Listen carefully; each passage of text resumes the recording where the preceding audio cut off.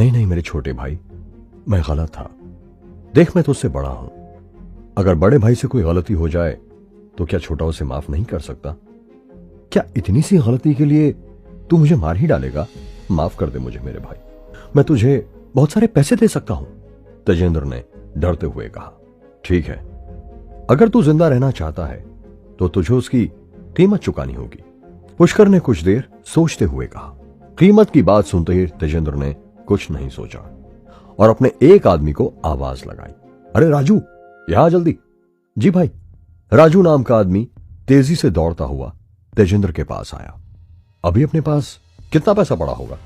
तेजेंद्र ने राजू से पूछा। भाई सब कुछ मिलाकर 4 लाख के आसपास है, राजू ने कहा। जल्दी से मेरा बैंक कार्ड इस भाई को दे दो। तुमने जो उसके दोस्तों को चोटें पहुंचाई हैं ये उसका हर्जाना है, तेजेंद्र ने अपनी सांसों को संभालते हुए कहा था।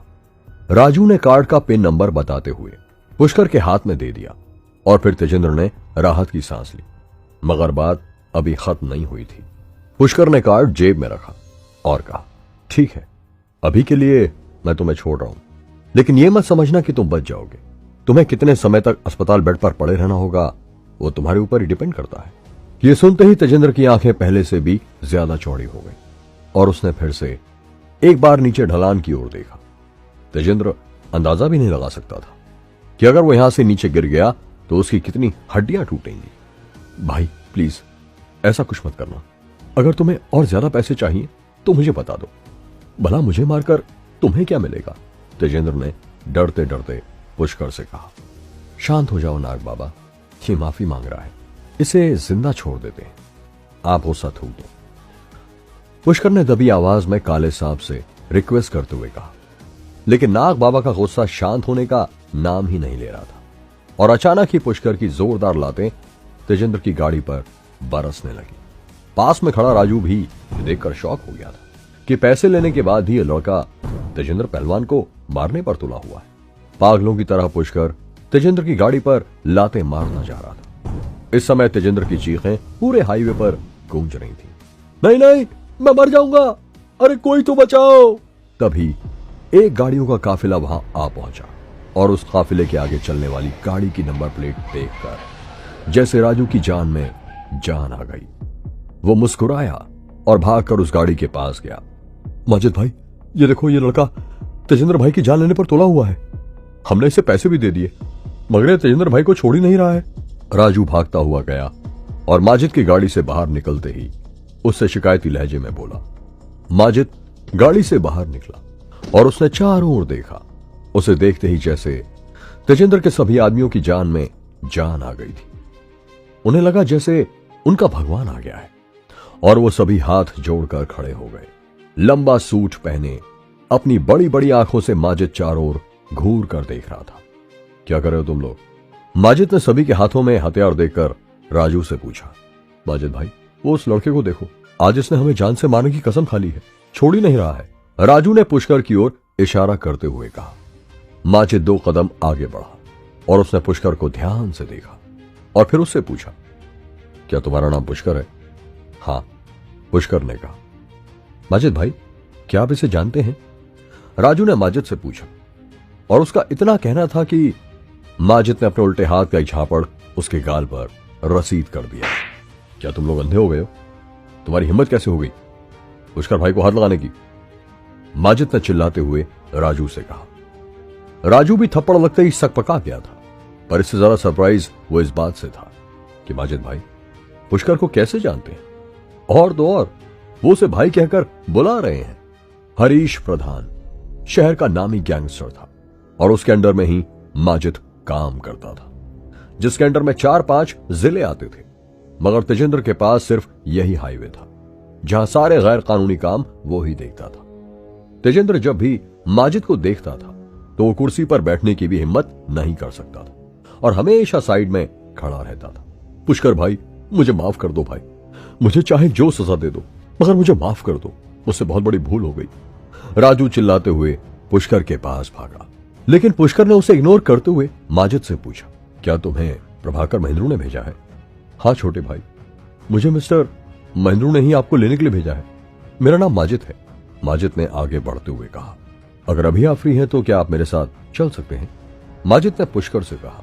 पुष्कर ने गर्दन हिलाई और माजिद के साथ उसकी गाड़ी में बैठ गया और फिर बिना पीछे देखे वो दोनों गाड़ी में चले गए। तेजेंद्र और उसके आदमी बस देखते ही रह गए। चलो रे, तेजेंद्र भाई को बाहर निकालो, जान बच गई है, राजू ने बाकी आदमियों से कहा और तेजेंद्र को गाड़ी से बाहर निकाल, जो कि अभी भी शौक में था।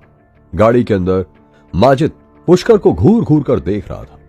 वो पुष्कर के बैकग्राउंड के बारे में जानना चाहता था, मगर पुष्कर चुपचाप गाड़ी के बाहर ही देखता रहा और फिर कुछ ही देर में गाड़ी एक बड़े से बंगले के अंदर प्रवेश कर गई। गाड़ी बंगले के अंदर प्रवेश करते ही माजिद की नजर एक लाल गाड़ी पर पड़ी, जो कि अजीब से तरीके से गार्डन में पार्क की गई थी, जिस वजह से गार्डन के कई पौधे उसके नीचे दबकर अपना दम तोड़ चुके थे। मिस्टर पुष्कर, मैं भी 2 मिनट में आया, ये कहते हुए माजिद ने गाड़ी रोकी और उतरकर उस ओर चला गया। पुष्कर ने अपनी घड़ी देखी और कहा, प्लीज जल्दी करिएगा, क्योंकि मैं ज्यादा इंतजार नहीं कर पाऊंगा। जी बस कुछ देर, माजिद ने कहा और उसने गाड़ी से उतरते ही कुछ गार्ड्स को बुलाया और उन्हें कुछ इंस्ट्रक्शन दिए।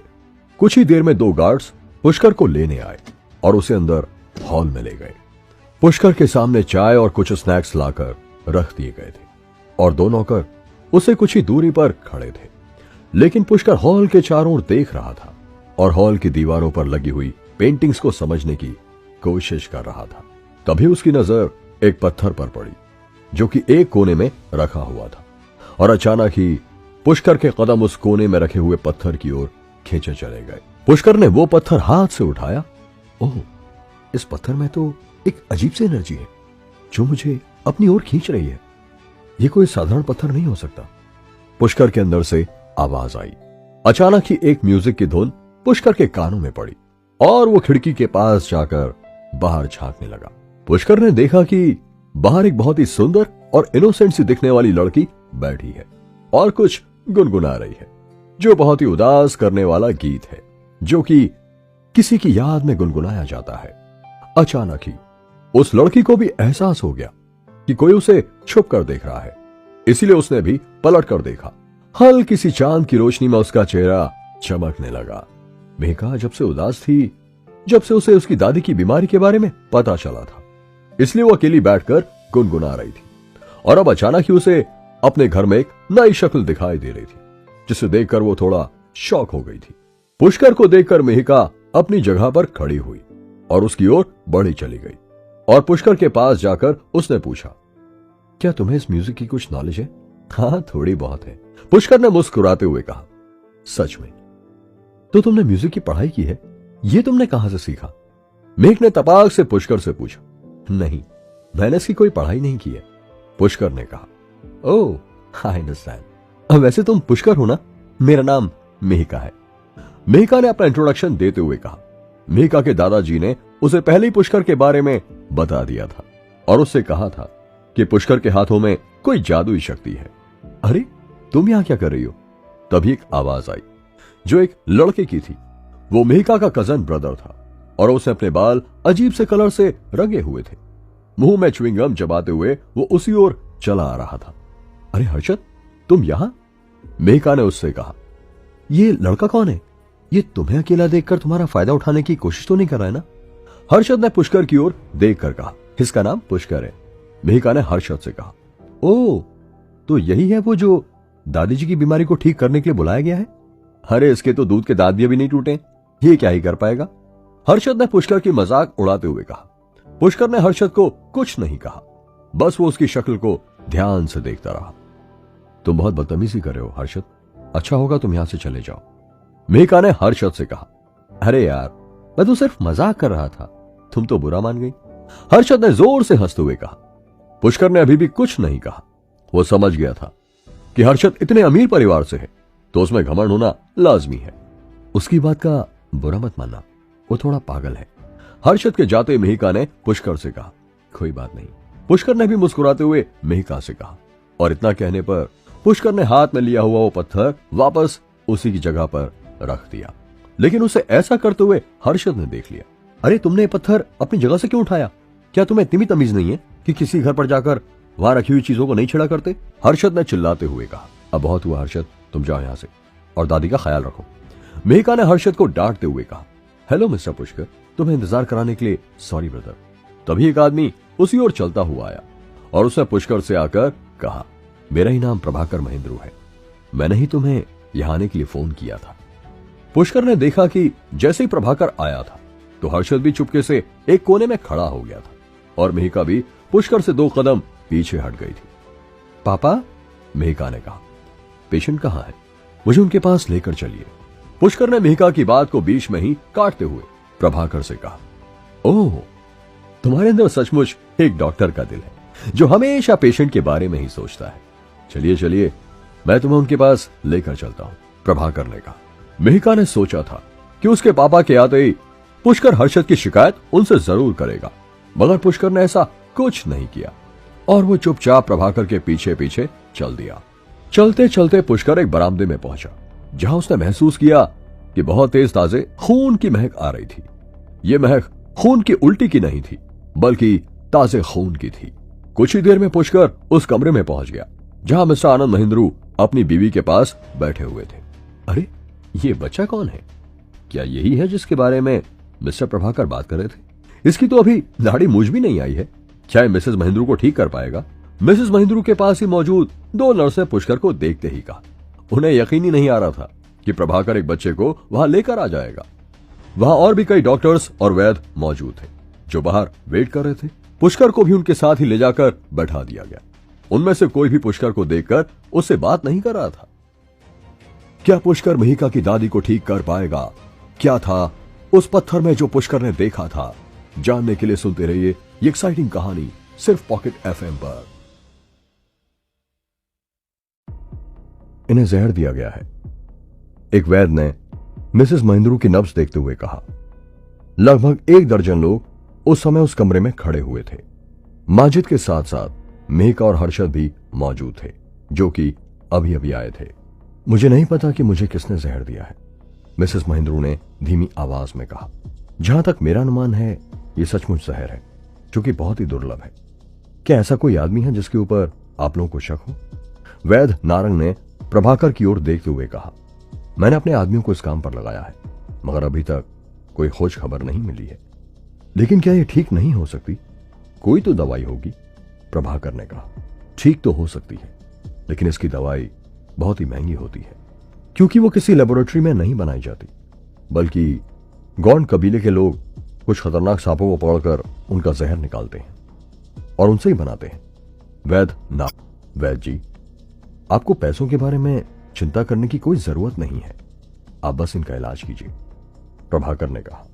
ठीक है, तो आप भी चिंता मत कीजिए, मैं जल्दी से जल्दी उस दवाई का इंतजाम करता हूं, नारंग ने कहा। उस वैद्य ने तभी अपने असिस्टेंट को बुलाया और उसे कुछ कहते हुए उसे एक दवाइयों का डब्बा मंगवाया। लेकिन जैसे वो असिस्टेंट दवाइयों का वो डब्बा लेकर कमरे में पहुंचा तो तभी एक लड़की उड़ती हुई तेजी से अंदर आई और उसने उन दवाइयों पर जोर से लात मारकर उन्हें नीचे धकेल दिया।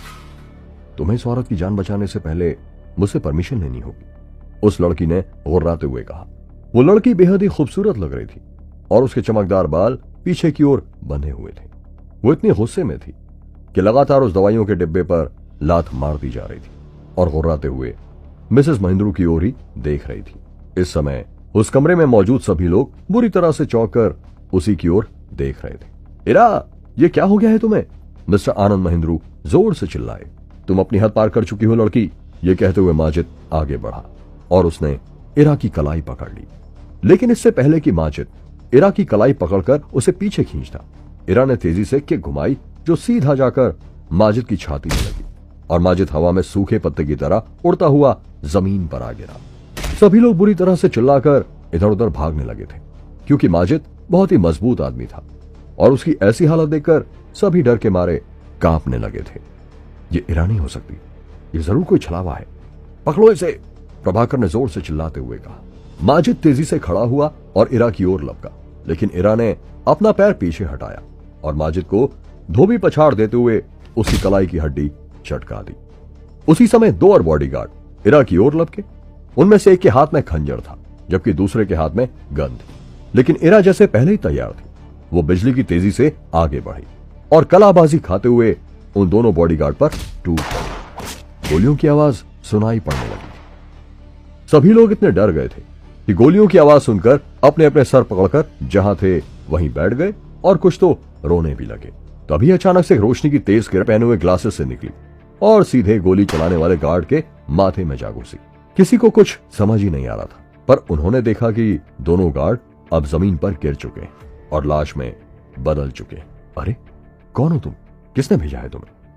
आनंद महिंद्रू ने चिल्लाकर पूछा। मुझे सिर्फ इस बूढ़ी औरत को मारने के पैसे मिले और अगर कोई और बीच में आता है तो फिर वो अपनी मौत का जिम्मेदार। इरा ने चिल्लाते हुए कहा। ये नाजुक सी लड़की मेरे सामने इतनी हिम्मत कर पाएगी? मुझे तो यकीन ही नहीं हो रहा है। अचानक ही वैद्य नारंग ने अपने शरीर पर ओढ़ा हुआ चोला उतार कर फेंक दिया और तनकर खड़े हो गए। इसी समय महिंद्रू फैमिली के सभी लोगों को भी समझ में आ गया कि जिसे वो सिर्फ अभी एक वैद्य समझ रहे थे वो तो एक गोंड कबीले का फाइटर निकला।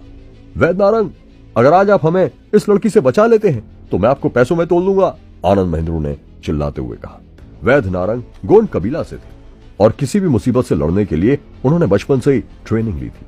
उनके कबीले में जंगली जानवर के साथ साथ कबीले पर हमला करने वालों से बचने के लिए भी लड़ाई की ट्रेनिंग दी जाती थी। इस समय मिस्टर आनंद महिंद्रू अपने सभी आदमियों को बाहर भेजने के कारण पछता रहे थे। उन्होंने अपने ज्यादातर आदमियों को अपने दुश्मनों का पता लगाने के लिए भेज दिया था ताकि किसने मैसेज दिया है उसका पता लगाया जा सके। चींटी है, इसके लिए तो मुझे अपने हाथ भी हिलाने की जरूरत नहीं है, इसके लिए तो मेरा शागिर्द ही काफी, नरेंद्र।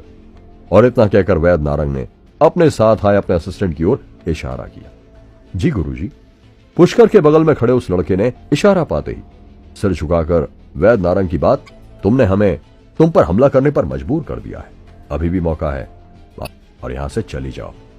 फिर मत कहना कि मैंने तुम्हारे एक औरत होने की भी शर्म नहीं की, इरा से कहा। मेरे पास तुम्हारी बकवास के लिए समय नहीं है चिरकुट, जल्दी से आगे बढ़, इरा ने कहा। नरेंद्र दौड़ता हुआ आगे बढ़ा और हवा में उछलता हुआ अपनी किक से इरा पर हमला करने वाला था, मगर इरा एक और मुड़ी और उसने एक जोरदार किक नरेंद्र के जबड़े पर जड़ दी। किक इतनी जोरदार थी कि नरेंद्र के कई दांत जमीन पर आ गिरे और उसके मुंह से खून की धार बह निकली। ओह, इसके अंदर तो बहुत ताकत है, वैद्य नारंग ने कहा। तुमने अपना चेहरा छुपाया हुआ है, मगर यह मत समझना तुम ये करके यहां से बच जाओगी। अब मेरे हमले से बचकर दिखाओ। वैद्य नारंग ने इरा को ललकारा और आगे बढ़ गए। गुस्से में वैद्य नारंग की गर्दन की नसें फूल गई थी और उनका चेहरा बिल्कुल लाल हो गया था। वैद्य नारंग गुस्से में एक बैल की तरह इरा की ओर दौड़ पड़े थे। वहीं इरा बिल्कुल नहीं घबराई और वो भी वैद्य नारंग की ओर लपक पड़ी। दोनों एक मजबूत फाइटर की तरह एक दूसरे से लड़ रहे थे और उनकी इस फाइट को देखकर कमरे में मौजूद सभी की रूह कांप गई। वैद्य नारंग पूरी जान लगाकर इरा पर हमला करते थे, वहीं इरा उनके वार से खुद को बचाती भी थी और पलटकर वार करना भी नहीं चूक रही थी। फिर वो दोनों लड़ते हुए दीवार के पास पहुंच गए और अचानक ही इरा ने हवा में कलाबाजी खाते हुए वैद्य नारंग पर अपनी किक लहराई। वैद्य नारंग 2 कदम पीछे हटे और इरा के पैर को पकड़कर उन्होंने इरा को दीवार पर पटक कर दे मारा। मगर ये क्या, इरा को तो कोई खास चोट नहीं लगी, उल्टा दीवार में एक बहुत बड़ा छेद हो गया। तुम्हें क्या लगता है तुम मुझे इतनी आसानी से हरा दोगे? इरा ने जमीन पर पैर रखते ही वैद्य नारंग से कहा। चिंता मत करो, मैंने भी अभी हार नहीं मानी है, कब तक तुम मेरे सामने टिक पाओगी? वैद्य नारंग ने हंसते हुए कहा। लेकिन तभी इरा ने तेजी से अपने बालों से हेयर पिन निकाली और जल्दी से आगे बढ़ते हुए वैद्य नारंग के कंधे पे घोंप दी। वैद्य नारंग के मुंह से तेज चीख निकल गई और इसी के साथ वो 2 कदम पीछे हट गए। उन्होंने इरा के इस हमले की कल्पना भी नहीं की थी।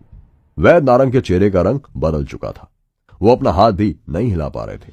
उन्होंने दर्द में खींचते हुए कहा, मुझे यकीन नहीं था कि मैं इस लड़ाई को सिर्फ एक हेयर पिन की वजह से हार जाऊंगा। मैं अपनी हार मानता हूं। सभी के सभी शॉक हो गए थे और महिंद्रू फैमिली के सभी मेंबर्स ने यह सोचा भी नहीं था कि उन्हें लगने लगा था कि अब मिसेस महिंद्रू की जान कोई भी नहीं बचा पाएगा। इरा ने नजरें घुमाकर देखा कि कुछ डॉक्टर्स टेबल के नीचे छुपे हुए हैं और उसके बाद उसकी नजर सीधे कोने में खड़े हुए पुष्कर पर पड़ी, जिसे देखते ही वो सन्न रह गई और पुष्कर की ओर ही देखती रही। अगर तुम सुपारी किलर हो तो मुझे बताओ, हमारे दुश्मनों ने तुम्हें कितने पैसे दिए? मैं तुम्हें उनसे कई गुना ज्यादा पैसा दूंगा, आनंद महिंद्रू ने इरा से कहा। हाँ, तुम हमारे परिवार की ताकत और शोहरत के बारे में जानती नहीं हो। हम चाहे तो इस शहर को भी खरीद सकते हैं। इसलिए हमारे इतने सारे दुश्मन।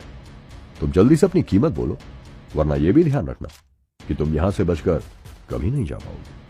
चाहे तुम जो कोई भी हो, हम तुम्हें खत्म कर ही देंगे। प्रभाकर ने भी अपने पिता का साथ देते हुए कहा।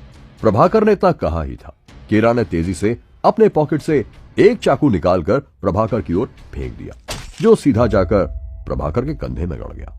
किसमें इतनी हिम्मत है कि मुझे मार सके? जरा लाओ तो उसे मेरे सामने, मैं भी तो देखूं। इरा ने गुस्से में गुर्राते हुए कहा। चाकू लगते प्रभाकर दर्द में बिलबिलाने लगा था और उसका सूट खून में लाल हो चुका था। कौन है ये लड़की? यह हमें तो नहीं मारेगी ना? कोने में छुपे हुए हर्षद ने दबी हुई आवाज में रोती हुई मेहका से कहा। नहीं, प्लीज मेरी दादी को मत मारो। अचानक ही मेहका तेज आवाज में चिल्लाई। मेहका की दादी उसे सबसे ज्यादा प्यार करती थी। पूरे महेंद्रू परिवार में एक वो ही थी जो हमेशा मेहका की बात सुनती थी और उसकी सारी इज्जत पूरी करती थी।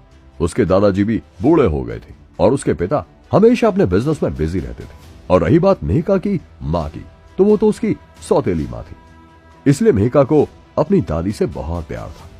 इरा ने मेहका की ओर देखा और गुस्से में खींचते हुए कहा, अगर तुमने एक और शब्द कहा तो मैं तुम्हारी दादी से पहले तुम्हारी जान ले लूंगी, समझी? सबकी सांसें सूख गई थी। सब इरा की ओर घूर कर देख रहे थे। महेंद्रू परिवार शहर में सबसे ताकतवर परिवार था, मगर आज वो अपने परिवार के ही सबसे महत्वपूर्ण सदस्य को नहीं बचा पा रहे थे। हमारे इतने सारे बॉडीगार्ड इस बिल्डिंग के बाहर तैनात हैं, मगर वो सभी अंदर क्यों नहीं आ पा रहे? मुझे समझ नहीं आ रहा हमारे सभी लोग कहां गए? प्रभाकर ने दर्द में बिलबिलाते हुए माजिद की ओर देखकर कहा, जो कि खुद बदहवास सा पड़ा हुआ था। इरा धीरे धीरे कदम बढ़ाते हुए मिसेस महेंद्रू के बेड की ओर बढ़ रही थी और उधर मिस्टर आनंद महेंद्रू की आंखों में तेज तेज आंसू उनके गालों पर आ गए थे। प्लीज ऐसा मत करो, तुम जो कोई भी हो, मैं अपनी सारी दौलत देने के लिए तैयार हूं, लेकिन मेरी बीवी को छोड़ दो। मैं अपने जीते जी इसे ऐसे मरता हुआ नहीं देख सकता। मिस्टर आनंद महेंद्रू ने इरा के सामने हाथ जोड़ते हुए कहा, लेकिन इरा को शायद कुछ भी नहीं सुनाई पड़ रहा था, या फिर वो सब कुछ अनसुना करके जल्दी से अपना काम खत्म करके वहां से जाना चाहती थी। अब बस 4 कदम और फिर मिसेस महेंद्रू की जान खत्म होने वाली थी। मिसेस महेंद्रू ने भी बढ़ती मौत को अपनी ओर आते देखकर अपनी आंखें बंद कर ली थी और भगवान के नाम का जाप शुरू कर दिया था। ये मेरी पेशेंट है, तुम इन्हें हाथ भी नहीं लगा सकते। जान लेने की बात तो बहुत दूर की है। तभी इरा के कानों में एक आवाज पड़ी जो बेहद भारी और डरावनी थी। ये और कोई नहीं, पुष्कर के ही शब्द थे, जो उसके मुंह से तो निकले थे मगर उसके नहीं थे। पुष्कर की आंखें लाल हो चुकी थी और उसकी बाजुएं सख्त थी। तुम्हें वापस जाना होगा, वरना तुम्हारा काल नजदीक है, फिर से पुष्कर ने कहा। सभी के सभी शॉक हो गए थे, क्योंकि अभी अभी इरा ने सभी को पछाड़ दिया था और अब ये बच्चा उसे चेतावनी दे रहा है। किसी को समझ नहीं आ रहा था कि आखिर पुष्कर ऐसा क्यों कर रहा है। कौन थी इरा? क्या पुष्कर मिसेस महेंद्रू की जान बचा पाएगा? जानने के लिए सुनते रहिए ये एक्साइटिंग कहानी सिर्फ पॉकेट एफएम पर। अबे अकल के अंधे, चुप हो जा। हमें भी अपने साथ मरवाएगा क्या? जब वो चुप रहने के लिए बोल चुकी है तो तू क्यों फैंटम बन रहा है बे? हर्षद ने पुष्कर को दबी आवाज में डांटते हुए कहा। इस समय उसका मन कर रहा था कि वो पुष्कर का सर फोड़ दे। तू अभी बहुत छोटा है बच्चे, अभी तो तूने जिंदगी को समझना भी शुरू नहीं किया, तो जिएगा कब? इसलिए चुप हो जा और अपना जीवन बचा। वैद नारंग ने भी पुष्कर को चुप रहने का इशारा करते हुए कहा था। तुम चुप हो जाओ पुष्कर और पीछे हट जाओ। हालांकि मेहका खुश थी कि पुष्कर उनके साथ था, मगर वो ये भी जानती थी कि उसके साथ देने से कोई फायदा नहीं होगा, क्योंकि इरा बहुत ही खतरनाक किलर थी। सबके सब पुष्कर को इस समय बेवकूफ समझ रहे थे और केवल एक ही इंसान थी जो इस समय उससे थोड़ा डर रही थी, और वो थी इरा।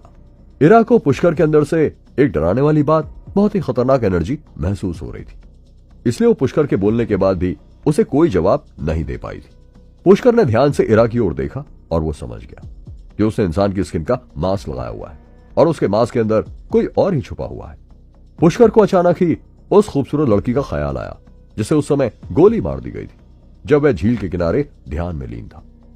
इरा ने जो ह्यूमन स्किन का मुखौटा पहना हुआ था वह बिल्कुल उस लड़की के भेष जैसा ही था। क्या यह वह हो सकती है? पुष्कर ने मन ही मन कहा और उसका अनुमान सही था। यह सचमुच वो ही लड़की थी। वह यहां इन लोगों को मारने के लिए आई थी, लेकिन जब उसने देखा कि उसके सामने पुष्कर है तो वह थोड़ा पीछे हट गई। आखिरकार पुष्कर ने उसकी जान बचाई थी। यदि वह समय मिसेस महेंद्रू पर हमला करती तो उसे पुष्कर से भी टकराना होगा। तभी मिस्टर आनंद महेंद्रू ने गहरी और दर्द भरी आवाज में कहा, पुष्कर, बहुत बहुत धन्यवाद। ये लड़की बहुत तेज तर्रार हत्यारन है। हमारे लिए अपनी जान जोखिम में मत डालो। इस मामले का तुमसे कोई लेना देना नहीं है।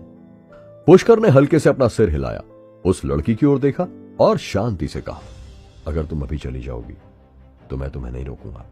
पुष्कर की यह बात सुनकर हर किसी की आंखें फैल गई थी। हर्षद ने पुष्कर को ऐसे देखा जैसे उसने अपने दिल में उसका मजाक उड़ाया हो।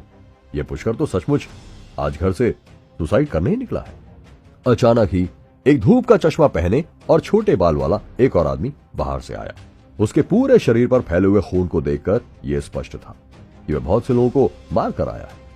और जैसे ही छोटे बालों वाला वो आदमी अंदर आया, उसने उस लड़की से गुस्से से कहा, क्या हो रहा है? तुम कुछ कर क्यों नहीं रही हो शामली? जब महेंद्रू परिवार ने यह देखा तो उनका दिल और भी अधिक डर गया। एक हत्यारे ने उन्हें किसी काबिल नहीं छोड़ा था और अब एक और है। ऐसा लगता है कि इस बार मिसेस महेंद्रू जरूर मर जाएंगी। शामली ने जल्दी से कहा, सावधान, यह लड़का साधारण नहीं है। तुम सच में बेहतर से बेहतर होती जा रही हो। यहां तक कि एक बच्चा भी तुम्हें डरा सकता है। उस आदमी ने शामली पर ताना मारते हुए कहा। यह कहने के बाद उस छोटे बालों वाले व्यक्ति ने पिस्तौल निकाली और बूढ़ी औरत को खत्म करने के लिए आगे बढ़ा। सुना नहीं तूने? पुष्कर जोर से चिल्लाया और अगले ही पल उसका हाथ मेका की छाती तक पहुंचा और उसके टॉप पर लगे बटन को खींच लिया। पुष्कर के हाथ के एक झटके से वो बटन एक पॉप की आवाज के साथ छोटे बालों वाले आदमी की कलाई के पार चला गया। उस आदमी के हाथ से पिस्तौल जमीन पर गिर गई। छोटे बालों वाला आदमी गुस्से में था और दर्द से करहाता हुआ आगे बढ़ा। शामली भी उसके साथ आगे बढ़ी। रुक जाओ, पुष्कर जोर से चिल्लाया और उसने अचानक आगे बढ़ते हुए अपना दाहिना पैर जमीन पर पटक दिया। एक जोरदार धमाका। अचानक जमीन पर एक दरार खुल गई जो एक विशाल अजगर की तरह सीधे छोटे बालों वाले आदमी और शामली की ओर बढ़ गई। वे दोनों बुरी तरह चौंक गए और जल्दी से पीछे हट गए। इस दरार का रुकने का कोई इरादा नहीं था और इसने रुकने से पहले उन दोनों को 10 मीटर से अधिक पीछे की ओर धकेल दिया। मेरा पैर स्वर्ग और पृथ्वी को बांट सकता है, पुष्कर ने भारी आवाज में गुर्राते हुए कहा। तुम दोनों एक चींटी की तरह हो और तुम मुझे मारने का साहस कर रहे हो। पूरी जगह अचानक सन्नाटा छा गया। पुष्कर की भारी आवाज फैल गई। ये तुम्हारी जीवन और मृत्यु रेखा है। तुम में से जो कोई भी आधा कदम भी उठाएगा वह मर जाएगा। छोटे बालों वाले आदमी और शामली दोनों ने ठंडी सांस ली और एक दूसरे की ओर देखा। वे 10 मीटर लंबी इस दरार को देखते रहे और फिर उनकी नजर पुष्कर के नाजुक चेहरे पर पड़ी। इस समय उन्हें लगा कि पुष्कर की अभिव्यक्ति उनके गिरोह के नेता की तुलना से भी अधिक भयानक थी। महेंद्रू परिवार में हर कोई और भी अधिक भयभीत। समझ नहीं आ रहा था कि पुष्कर के पैर से जमीन पर 10 मीटर से अधिक लंबी दरार कैसे बन गई। क्या सभी यही सोचने लगे थे? प्रभाकर और माजिद तुरंत अपने शरीर के दर्द को भूल गए और डर के मारे जमीन पर पड़ी दरारों को देखने लगे। हर्षद का चेहरा पीला पड़ गया। जब उसने पुष्कर की ओर देखा तो उसकी आंखों में गहरा डर झलक गया। वह पहले ही पुष्कर के सामने इतनी बदतमीजी कर चुका था। अगर पुष्कर ने उस समय उसे लात मार दी होती तो उसका क्या होता? हर्षद कांपने लगा था। मेहका भी डरी हुई थी। उसके गुलाबी होंठ पंखुड़ियों की तरह खुले हुए थे। पुष्कर, आपके पास ऐसी शक्ति भी है। आज हमारे परिवार को सुरक्षित रखें। मैं आनंद महेंद्रू आपके इस एहसान को कभी नहीं भूलूंगा। मिस्टर आनंद ने डरते हुए पुष्कर से कहा। कोई बात नहीं, आप भी मरीज के परिवार के सदस्य हैं। मैं आपको भी बचा लूंगा। पुष्कर ने बोलना समाप्त करने के बाद शामली और उस छोटे बालों वाले व्यक्ति की ओर देखा। मैं आज एक तेज फाइटर से मिली हूं, चलो चलते हैं। शामली को पता था कि पुष्कर कितना शक्तिशाली है, इसलिए वह पीछे मुड़ी और बहुत ही आराम से दरवाजे से बाहर निकल गई। छोटे बालों वाला आदमी अभी भी लड़ना चाहता था, लेकिन पुष्कर की किक वास्तव में चौंकाने वाली थी। यह निश्चित रूप से कोई जादुई शक्ति जानता है और वह सिर्फ एक हत्यारा है, इसलिए उसके जीतने की कोई संभावना नहीं है। छोटे बाल वाला आदमी यही सोच रहा था। अपने दांत भींचकर छोटे बालों वाला आदमी तुरंत बाहर निकल गया। जैसे ही दोनों हत्यारे चले गए, सब कुछ नॉर्मल हो गया। प्रभाकर ने तुरंत कॉल करना शुरू कर दिया और अन्य लोग तुरंत किसी को ढूंढने के लिए बाहर जाने लगे। मेहका ने एक हाथ से अपनी छाती को ढक लिया और अपने पिता के पास चली गई, क्योंकि उसके कंधे से अभी तक खून बह रहा था। वैद्य नारंग भी सदमे से बाहर आ चुके थे। वो पुष्कर के पास आए और झुककर बोले, मैंने पहले आपके साथ बदतमीजी की थी, मैं उसके लिए माफी चाहूंगा। अब चूंकि आप यहां हैं इसलिए हमें यहां रुकने की जरूरत नहीं है। वैद्य नारंग अपने असिस्टेंट को भी ले गए और उस मुसीबत वाली जगह से तुरंत चले गए। ओह, तुमने उन्हें जाने क्यों दिया? तुम बहुत ताकतवर हो, उन्हें पकड़ो और मार डालो। हर्षद टेबल के नीचे से रेंग कर बाहर निकला और अचानक चिल्लाया। ऐसे कई लोग और भी सोच रहे थे कि जब पुष्कर इतना ताकतवर है तो क्यों ना इन दो हथियारों को मार गिराया जाए। मैंने उन्हें क्यों जाने दिया है वो मैं सोचूंगा, तुम नहीं। इस समय पुष्कर ने मिसेस महेंद्रू का एक्यूपंक्चर करना शुरू कर दिया था। तुमने उन्हें जाने क्यों दिया? क्या तुम भी उनके साथ हो? हर्षद ने फिर से पूछा। जब पुष्कर ने यह सुना तो वह बहुत चक्कर रह गया। क्या इस तरह की बात का जवाब देना जरूरी है? हर्षद ने उसके सिर को हिलाकर रख दिया था। खैर, इतने कम समय में उसने मिसेस महेंद्रू को ठीक कर दिया था। प्रभाकर ने हर्षद के शब्द सुन लिए थे और उसने तुरंत उस डॉक्टर को दूर धकेल दिया जो उसके घाव को पकड़ रहा था, और प्रभाकर तेजी से हर्षद की ओर बढ़ा। अंकल, क्या आपको नहीं लगता कि मैं सही हूं? है ना? मुझे लगता है कि इस पुष्कर की उन दोनों हथियारों के साथ जरूर कोई मिली भगत है, हर्षद ने प्रभाकर से कहा। अभी हर्षद ने अपनी बात खत्म नहीं की थी कि उसके चेहरे पर प्रभाकर के हाथ का जोरदार थप्पड़ पड़ा। चेहरे पर इस जोरदार थप्पड़ ने हर्षद को लड़खड़ा दिया था। उसका चेहरा तुरंत सूज गया। अंकल, आपने मुझे क्यों मारा? हर्षद ने कहा। चुप रहो। अगर तुमने मिस्टर पुष्कर के बारे में फिर से कुछ भी बुरा कहने की हिम्मत की तो आज मैं ही तुम्हारी टांगे तोड़ दूंगा, प्रभाकर ने हर्षद को डांटते हुए कहा। प्रभाकर के थप्पड़ ने वहां मौजूद सभी लोगों को चौकन्ना कर दिया था। मिस्टर पुष्कर, ये कैसे हो सकता है? जमीन फट गई है। महेंद्रू परिवार के लोग एक के बाद एक चिल्लाने लगे। मिस्टर पुष्कर, तुम वास्तव में मार्शल आर्ट जानते हो? सचमुच तुम बहुत शक्तिशाली हो। मैं माजिद तुमसे बहुत इंप्रेस हूं, माजिद ने कहा। यह जमीन बहुत पहले खोदी गई थी, है ना? फिर इसमें इतनी लंबी दरारें कैसे हो सकती है? दो डॉक्टरों को इस पर विश्वास नहीं हो रहा था, इसलिए वो दरार को करीब से देखने के लिए उसके पास चले गए और आपस में बात करने लगे। एक और वैद्य, यजमान, जो अभी तक चुपचाप एक कोने में बैठा हुआ था, खड़ा हो गया और वो भी दरार को देखने लगा। उसने पहले हर्षद को घूर कर देखा और फिर उसकी नजर फिर से धरती की उस भयानक दरार पर पड़ी। वो वैद्य जानता था कि पुष्कर की किक का क्या मतलब है।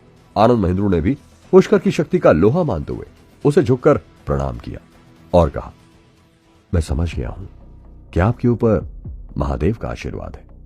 मेरा प्रणाम स्वीकार करें। जब मेहिका ने अपने दादाजी को इस तरह पुष्कर को नमस्कार करते हुए देखा तो वह तुरंत चिल्लाई, दादाजी। मेहिका समझती थी कि आज उसकी दादी की जान पुष्कर नहीं बचाई है और एक ही किक से जमीन पर ऐसी दरार डालने वाला आदमी कोई नॉर्मल नहीं हो सकता। लेकिन फिर भी वो इतनी छोटी उम्र के लड़के के सामने अपने दादाजी को झुकते हुए नहीं देख पा रही थी। तुम नहीं समझोगी बेटी, मिस्टर पुष्कर इसके हकदार हैं। मिस्टर आनंद महेंद्रू ने अपनी पोती मेहिका को रोकते हुए कहा। आनंद महेंद्रू पुष्कर का चेहरा देखकर समझ गए थे कि वो हर्षद की बात से नाराज है, इसलिए उन्होंने तुरंत लोगों को हर्षद को बाहर लेकर जाने के लिए कहा। सुभाष, ये लड़का फिर इस शहर में कभी दिखाई नहीं देना चाहिए, इसे जल्दी से बाहर का रास्ता दिखाओ। पुष्कर ने हल्के से उसकी ओर देखा, फिर धीरे से सिर हिलाया और कहा, अगली बार ऐसा हुआ तो ये कुछ बोलने के लायक बचेगा भी नहीं। पुष्कर की बात सुनकर आनंद महेंद्रू हैरान रह गए थे। उन्हें ऐसा लगा जैसे उन्होंने हर्षद को बाहर भेजकर सही किया हो, क्योंकि पुष्कर के इरादे वास्तव में जानलेवा थे। उन्होंने मन ही मन सोचा, मुझे आशा है कि बेवकूफ हर्षद इस जीवन दान को समझेगा। पुष्कर जैसे शक्तिशाली व्यक्ति को अपमानित करना अपनी मौत को दावत देना जैसा है। उसके बगल में मौजूद मेहिका ने अचानक आश्चर्य से कहा, दादी आप जाग गई? Thank God. महेंद्रू परिवार में हर कोई खुश हो गया था और दादी के पास आ गया। मिसेस महेंद्रू, जिनके बारे में वे सभी चिंतित थे, उनके होश में आने पर कई डॉक्टर सरप्राइज हो गए थे, क्योंकि जो वो सब नहीं कर पा रहे थे वो अकेले पुष्कर ने करके दिखा दिया था। सभी ने पुष्कर की ओर डर और उसके साथ ही इज्जत भरी नजरों से देखा। ये लड़का जो अभी इतना छोटा है वास्तव में इतनी महान क्षमताएं कैसे रख सकता है? वो लोग आपस में बात कर रहे थे, खासकर वे दो डॉक्टर जिन्होंने अभी अभी पुष्कर का मजाक उड़ाया था। उनके चेहरों पर जलन साफ साफ दिखाई पड़ रही थी। डॉक्टर के रूप में उन दोनों की पेशेवर उपाधियां एक दूसरे की तुलना में बहुत ऊंची हैं, लेकिन अब उन्हें पुष्कर के सामने माफी मांगनी होगी। लेकिन पुष्कर ने उन पर ज्यादा ध्यान नहीं दिया और आनंद महेंद्रू ने कहा, यह अब गंभीर रूप से बीमार नहीं है, इसलिए मैं जा रहा हूं।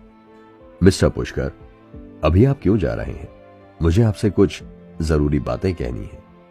आपको मेरे लिए थोड़ा सा समय निकालना होगा, आनंद महेंद्रू ने पुष्कर से रिक्वेस्ट करते हुए कहा था। आखिर क्यों शामली और उसके आदमी दादी को मारना चाहते थे? आनंद महेंद्रू पुष्कर को क्या बताना चाहते थे? जानने के लिए सुनते रहिए ये एक्साइटिंग कहानी सिर्फ पॉकेट एफएम पर। ठीक है, अगर जरूरी बात है तो मैं 1 घंटा और रुक जाता हूं। आनंद महेंद्रू के रिक्वेस्ट करने के बाद पुष्कर ने रुकने के लिए हामी भर दी थी। आनंद महेंद्रू खुद पुष्कर को अपने साथ लेकर आगे चलने लगे और फिर मेहिका से कहा, मेहिका यहां आओ और पुष्कर के लिए चाय बना लाओ। मेहिका अभी भी मिसेस महेंद्रू के बिस्तर के पास थी, लेकिन अपने दादाजी की बातें सुनने के बाद वह अनिच्छा से उनके पीछे चली गई। तुम नहीं जानते पुष्कर, मेरी पोती बेशक अभी भी बहुत छोटी है, मगर वो बहुत ही अच्छी चाय बना लेती है, आनंद महेंद्रू ने पुष्कर के कान में कहा। मेहिका मूल रूप से बेहद खूबसूरत थी। वो किसी टॉप एक्ट्रेस से कम नहीं लगती थी। जब वह आई तो वह अभी भी थोड़ी गुस्से में थी, लेकिन जैसे ही उसने चाय के सेट को छुआ तो वह बिल्कुल अलग व्यक्ति में बदल गई और चाय बनाने में बिजी हो गई।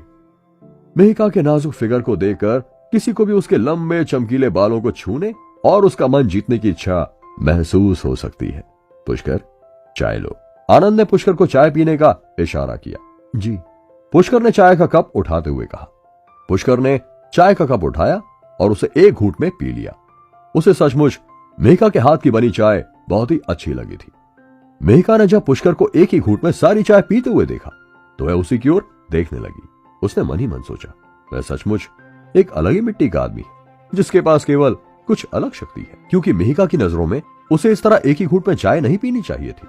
मेहिका जिस व्यक्ति की सबसे अधिक परवाह करती है वह उसकी दादी है, लेकिन फिर भी पुष्कर ने उन 2 हत्यारों को जिंदा छोड़ दिया जिन्होंने उसकी दादी की हत्या की कोशिश की थी। मेहिका को पुष्कर की यह हरकत पसंद नहीं आई थी। फिर मेहिका ने अपना सिर नीचे झुकाया और अपने सीने पर नजर डाली। पुष्कर, यू डफर, तुम्हें बाकी सारी चीजें छोड़कर मेरे ही टॉप का बटन मिला था। तुम्हें एक लड़की के साथ ऐसा करने से पहले 1000 बार सोचना चाहिए था। मेहिका मनी मन पुष्कर को गालियां दे रही थी। दरअसल ये रात का समय था और इस समय मेहिका ने अपनी उस ड्रेस के नीचे कुछ भी नहीं पहना हुआ था। अगर सही समय पर मेहिका अपने सीने पर हाथ नहीं रखती तो सारे लोगों के सामने उसकी बड़ी बेइज्जती हो जाती। आनंद महेंद्रू ने पुष्कर से कहा, पुष्कर, आज के ये 2 हत्यारे बहुत ही खतरनाक थे। मानो उनके अंदर कोई डिलीजन पावर हो। क्या आप बता सकते हैं कि उनमें ऐसा क्या खास था? डिलीजन पावर वो क्या होती है? पुष्कर ने चौंकते हुए आनंद महेंद्रू से पूछा। मिस्टर आनंद हंसे बिना नहीं रह सके। उन्हें उम्मीद नहीं थी कि पुष्कर को यह बात पता भी नहीं होगी, लेकिन फिर भी उन्होंने तुरंत उत्तर दिया, यह एक बहुत ही पुरानी विद्या है जो कुछ खास समुदाय के कबीलों में बहुत पॉपुलर है।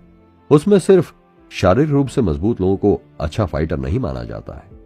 केवल वे ही लोग इसमें आगे बढ़ सकते हैं जिनकी मानसिक शक्ति बहुत मजबूत हो। इस टेक्निक को कई क्लास में बांटा गया है। फर्स्ट क्लास में एक फाइटर को अपनी नाड़ी पर कब्जा करने का अभ्यास करना होता है। सेकंड क्लास में फाइटर को अपने शरीर में छिपी हुई नसों को मजबूत करना होता है जिससे उसके पास गुप्त शक्ति होती है, और इस प्रकार की शक्ति वाला व्यक्ति काफी भयानक हो जाता है। हमारा देश बहुत अद्भुत है और इसमें ना जाने कैसी कैसी प्रजातियां छुपी हुई हैं जो खुद को रियल वर्ल्ड से बहुत दूर रखती हैं, आनंद महेंद्रू ने आगे बताते हुए कहा। पुष्कर ने शामली की क्षमता के बारे में सोचा। वह कुछ समझ तो नहीं पाया, लेकिन उसने चुपचाप अपना सिर हिलाया। यह पृथ्वी पर लोगों के लिए डरावना हो सकता है, लेकिन नाग बाबा के लिए इस प्रकार के लोगों से लड़ना कोई मुश्किल बात नहीं होगी। हालांकि पुष्कर को भी थोड़ा थोड़ा यह समझ आने लगा था कि नाग बाबा ने शामली को झील के किनारे क्यों बचाया था। पुष्कर, मैं आपका बहुत एहसानमंद हूं। आपने बार बार मेरी मदद की है। आपको ये चाबी स्वीकार करनी होगी। यह आपके कॉलेज के पास एक घर है, इसीलिए आपको अब कॉलेज के पास कहीं और रुकने की चिंता करने की कोई जरूरत नहीं है। तभी आनंद महेंद्रू ने अपनी जेब से चाबियों का गुच्छा निकालकर पुष्कर की ओर बढ़ा दिया। जब मेहिका ने देखा कि उसके दादाजी वास्तव में चाबियों का एक गुच्छा निकाल रहे थे तो उसका मुंह थोड़ा खुल गया। वह कुछ कहना चाहती थी, लेकिन दादाजी की नजरों ने उसे रोक दिया। ठीक है, आपका बहुत बहुत धन्यवाद। पुष्कर के पास उस घर की चाबी को मना करने की हिम्मत नहीं थी, क्योंकि उसे इसकी बहुत जरूरत थी। आनंद महेंद्रू मुस्कुराने लगे थे और फिर बोले, यह सही है, सच कहूं तो पुष्कर, मैं वास्तव में एक ऐसा व्यक्ति हूं जो समय को महत्व देता है। आखिरकार मैं बूढ़ा हो गया हूं। मेरे पास एक घड़ी है जो मुझे मेरे एक दोस्त ने दी थी और मुझे आशा है कि आप इसे स्वीकार करेंगे। आनंद महिंद्रू ने अपने दराज से एक साधारण बक्सा निकाला जिसमें एक घड़ी थी। पुष्कर ने उस घड़ी पर एक नजर डाली। उसे यह तो नहीं पता था यह किस ब्रांड की है, लेकिन यह काफी खूबसूरत थी। बस इतना ही ठीक है, यह काफी है, प्लीज अब और चीजें मत निकालो। पुष्कर ने आनंद महिंद्रू को रुकने का इशारा करते हुए कहा। उसके बगल में मेहिका ने चाय का कप खटखटाया और पुष्कर की ओर घूरते हुए कहा, अरे तुम तो सच में बड़ी अनसिविलाइज हो। क्या तुम जानते भी हो ये कितनी कीमती घड़ी है? मेहिका। आनंद महिंद्रू ने गहरी आवाज में मेहिका को डांटते हुए कहा। पुष्कर ने हल्के से मुस्कुराते हुए कहा, मुझे लगता है कि ये घड़ी बहुत ही ज्यादा कीमती है। चूंकि आपने मुझे कुछ दिया है तो मैं भी आपको कुछ दूंगा। मैं आपको समय आने पर एक दवाई दूंगा जो कि अमृत के समान है। बहुत बहुत धन्यवाद पुष्कर। आनंद महिंद्रू बहुत खुश हुए। वह एकमात्र व्यक्ति थे जो पुष्कर की बात का मोल समझते थे। मेहिका ने अपने दांत पीस लिए और मन ही मन कहा, अमृत, माय फुट, ये सिर्फ एक टॉनिक गोली होगी। हमारे परिवार के पास इसकी कमी नहीं है। च्यवनप्राश देकर बेवकूफ बना रहा है कमीना। जितना अधिक मेहिका पुष्कर को देखती उतना ही गुस्सा होती जाती। ये लड़का जाहिर तौर पर उससे केवल 1 या 2 साल बड़ा था, लेकिन फिर भी उसके दादाजी ने उससे दोस्ती कर ली थी। ये बात मेहिका को बहुत ही ज्यादा बुरी लग रही थी। मिस्टर आनंद महिंद्रू को पता था कि पुष्कर अभी एक स्टूडेंट है और कल उसकी क्लासेस होंगी, इसलिए उन्होंने अब और उसे रोकने की कोशिश नहीं की। वह खुद पुष्कर को गेट तक लाए और अपने आदमी को पुष्कर को छोड़कर आने के लिए कहा। पुष्कर कैंपस में नहीं रहता था, वह सुरभि आंटी के दिए हुए घर में रहता था जिसका उसने किराया भी नहीं दिया था। यही एक कारण है कि पुष्कर हमेशा सुरभि आंटी का कर्जदार महसूस करता था और उनकी किसी भी बात के लिए ना नहीं करता था। अरे ये लाइटें क्यों जल रही हैं? पुष्कर ने दूर से अपने घर में रोशनी जलती देखी और कुछ लोगों को भी अपने घर में इधर उधर घूमते हुए देखा। उसकी भौहें तुरंत सिकुड़ गई क्योंकि जब वह अपने घर के ओर करीब आया तो उसे तेज म्यूजिक की आवाज सुनाई पड़ी। अभी सुबह के 3 या 4 बजे होंगे, पुष्कर ने कहा। पुष्कर तेजी से आगे बढ़ा और उसने पाया कि उसके घर का मेन डोर खुला था और उसने पहली नजर में उर्वी और रचिता की ओर देखा। अरे पुष्कर, तुम वापस आ गए? उर्वी ने शराब का ग्लास अपने हाथ में ले रखा था और वो हल्के हल्के डांस कर रही थी और फिर पुष्कर को देखते ही वो चिल्लाई। पुष्कर ने जवाब नहीं दिया। वह तेजी से कमरे में दाखिल हुआ और एक हाथ से स्टीरियो का प्लग निकाल दिया। ऐसा लग रहा था जैसे रॉक एंड रोल की पूरी दुनिया अचानक बंद हो गई हो। कमरे में मंगल और उनके बाकी दोस्त जो सभी नशे में थे, वे सब अचानक चिल्लाए, अबे क्या है यार, म्यूजिक किसने बंद किया? इसे जल्दी से चलाओ। एक लड़के ने जोर से चिल्लाते हुए कहा, अरे हमारा मजदूर दोस्त वापस आ गया है, हुर्रे! मंगल ने नशे में चिल्लाते हुए कहा। घर में मौज मस्ती कर रहे लोग उर्वी के ही दोस्त थे जो रेसिंग ट्रैक से लौटे थे। वे कई दर्जन बियर लाए थे और उन्होंने ढेर सारा खाना भी अपने साथ पैक करा लिया था और अब वे पुष्कर के घर में ही एंजॉय कर रहे थे या मानो उसका इंतजार करते हुए पार्टी कर रहे थे। पुष्कर को पता था कि उर्वी के पास इस जगह की चाबी है, आखिर ये घर है तो उसी का। हालांकि ये लोग उसकी सहमति के बिना अंदर घुस आए और उसके घर को अस्त व्यस्त कर दिया था। सबसे महत्वपूर्ण बात यह है कि अभी दिन निकलने वाला है और पूरी इमारत जाग चुकी है। उर्वी ने पुष्कर को गुस्से के भाव के साथ देखा और वह तुरंत गुस्से में बोली, पुष्कर, क्या चाहिए तुम्हें? क्या मतलब है तुम्हारा? मैं बस तुमसे पूछने ही वाला था, यहां पर आकर ये सब करने का तुम्हारा क्या मतलब है उर्वी? पुष्कर ने मंगल और अन्य लोगों को गुस्से से देखा। हमें तुम्हारी चिंता हो रही थी, इसलिए हम यहां तुम्हारे वापस आने का इंतजार कर रहे थे। एक तो तुम इतनी देर से वापस आए हो और बिना एक शब्द कहे हम पर गुस्सा कर रहे हो। तुम अपना गुस्सा किसे दिखा रहे हो? उर्वी ने पुष्कर से कहा। तभी शिखा ने कहा, पुष्कर, तुम्हें क्या हुआ है? हम वास्तव में तुम्हारे लिए परेशान हो रहे थे। हम इसलिए ड्रिंक कर रहे थे क्योंकि हम काफी डरे हुए थे। तुम्हें पता नहीं है, उर्वी तुम्हारे लिए बहुत परेशान हो रही थी, इसलिए उसका फोन लेकर मैंने तुम्हें फोन किया था क्योंकि वो डर के मारे कुछ बोल ही नहीं पा रही थी। तभी उर्वी ने कहा, अरे इसके बारे में कौन चिंता कर रहा था, मुझे तो डर है कि मेरी मां मेरे बारे में क्या सोचेगी। तभी मंगल ने रचिता को अपने गले से लगाया। उसके पूरे शरीर से शराब की गंध आ रही थी। मंगल ने पुष्कर से कहा, अरे तुम सिर्फ लड़ सकते हो तो क्या तुम किसी को भी हरा दोगे? हमें डर था कि कहीं और लोग आकर तुम्हें जान से न मार दें, इसलिए हम सभी लोग डरते हुए तुम्हारे घर में आ गए थे, समझे? दूसरों को भी थोड़ी देर के लिए पुष्कर की हरकत पर गुस्सा आ गया था।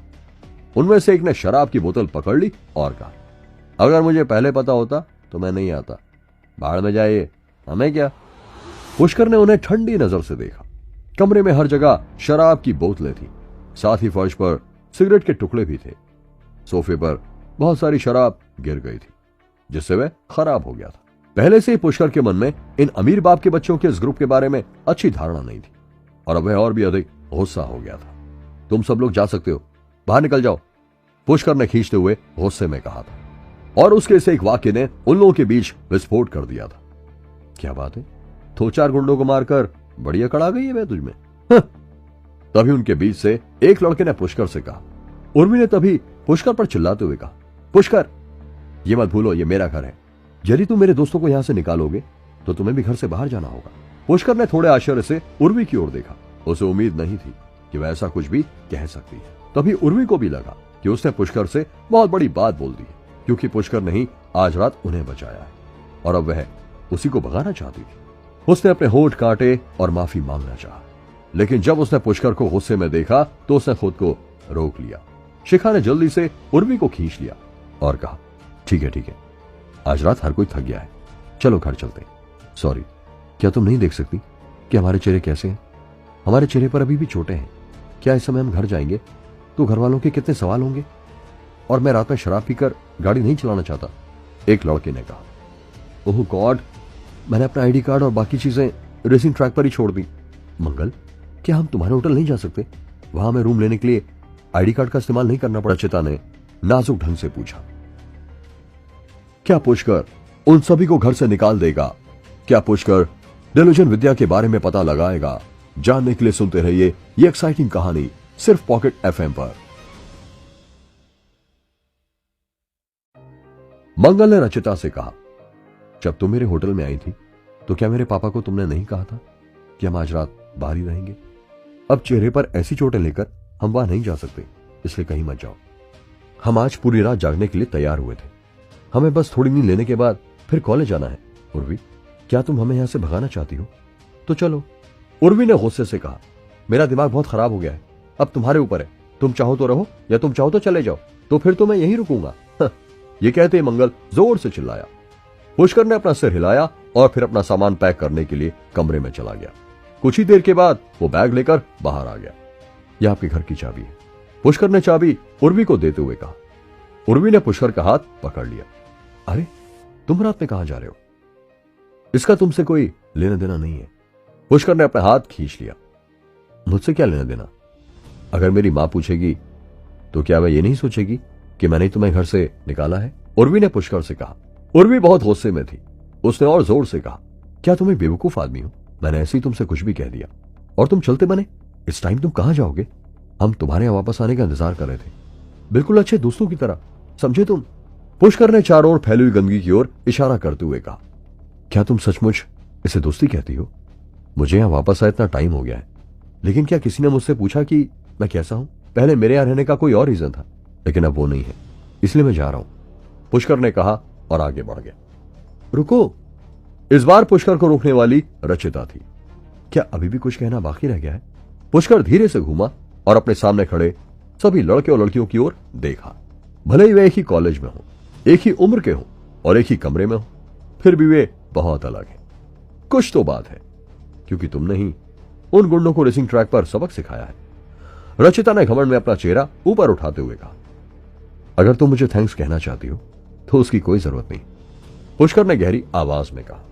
रचिता ने पुष्कर पर ताना मारते हुए कहा, ओह रियली? मैं यहां तुमसे जवाब मांग रही हूं। तुमने कहा तुम बहुत अच्छे तरीके से जानते हो कि कैसे लड़ना है और कई लोगों को मार भी सकते हो, तो फिर तुमने उन्हें देखते ही एक्शन क्यों नहीं लिया था जब उन्होंने मंगल और बाकी लोगों को मारा था? इसे देखो, उन गैंगस्टरों ने मेरे मंगल के साथ क्या किया है। पुष्कर शॉक हो गया था। उसने कभी नहीं सोचा था कि वे लोग उसे थैंक्स बोलने की बजाय उससे ऐसी बातें करेंगे और ये बेवकूफ लड़की उसे ही सारी घटना का दोषी बना देगी।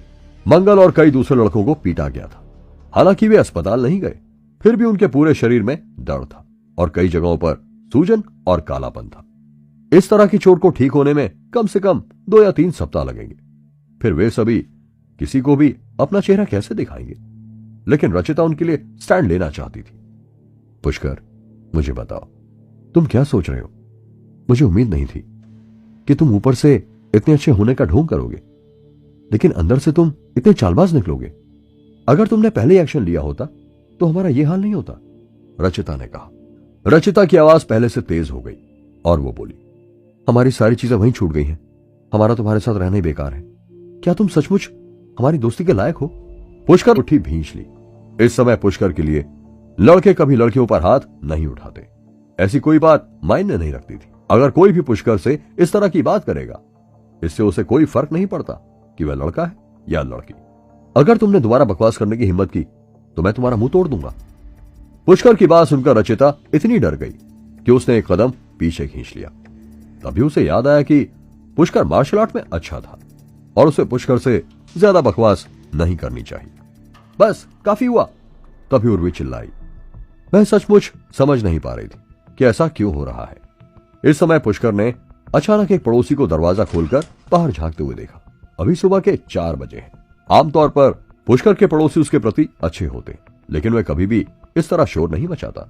अब और पुष्कर उर्वी के घर में नहीं रहना चाहता था।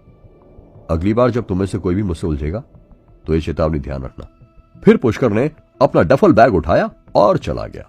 शिखा ने उर्वी को अपनी ओर खींच लिया और कहा, तुम इतनी परेशान मत हो, आओ मेरे साथ।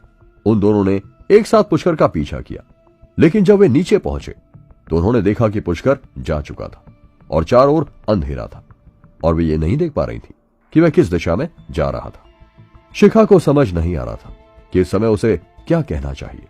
उर्वी के मन में इस समय पुष्कर से बहुत शिकायत थी। उसने कहा, मैंने बस यूं ही उसे कह दिया था, लेकिन क्या उसे इतना मैच्योर नहीं होना चाहिए?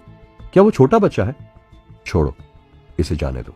शिखा उर्वी से कुछ कहना चाह रही थी, लेकिन फिर वो चुप हो गई। पुष्कर चलते चलते एक चाय की दुकान पर रुक गया। उसने चाय पी और फिर कुछ ही देर में सुबह हो गई। वह एक बस स्टॉप पर आया जहां पहले से ही कई लोग बस का इंतजार कर रहे थे। कुछ देर इंतजार करने के बाद उसके कॉलेज जाने वाली बस आ गई, लेकिन जैसे ही वह बस में चढ़ा उसे एहसास हुआ कि उसने अपना सारा पैसा खर्च कर दिया है और अब उसके पास सिर्फ कुछ ही रुपए थे। ऐसा लगता है कि मैं पैसे रखना भी भूल गया, पुष्कर ने मन ही मन कहा। पुष्कर, क्या तुम भी कॉलेज जा रहे हो? अचानक पुष्कर को अपने कान के पास एक मधुर आवाज सुनाई दी। पुष्कर ने पीछे मुड़कर देखा तो एक खूबसूरत महिला वहां खड़ी थी। वह लगभग 23 या 24 साल की थी। उसके लंबे बाल बंधे हुए थे और उसका चेहरा सुंदर और गुलाबी था। 2 बड़ी बड़ी पानी भरी आंखों ने पुष्कर को देखा। उसने साड़ी पहनी थी जो उसके फिगर को पूरी तरह से निखार रही थी। क्या तुम्हारे पास चेंज नहीं है?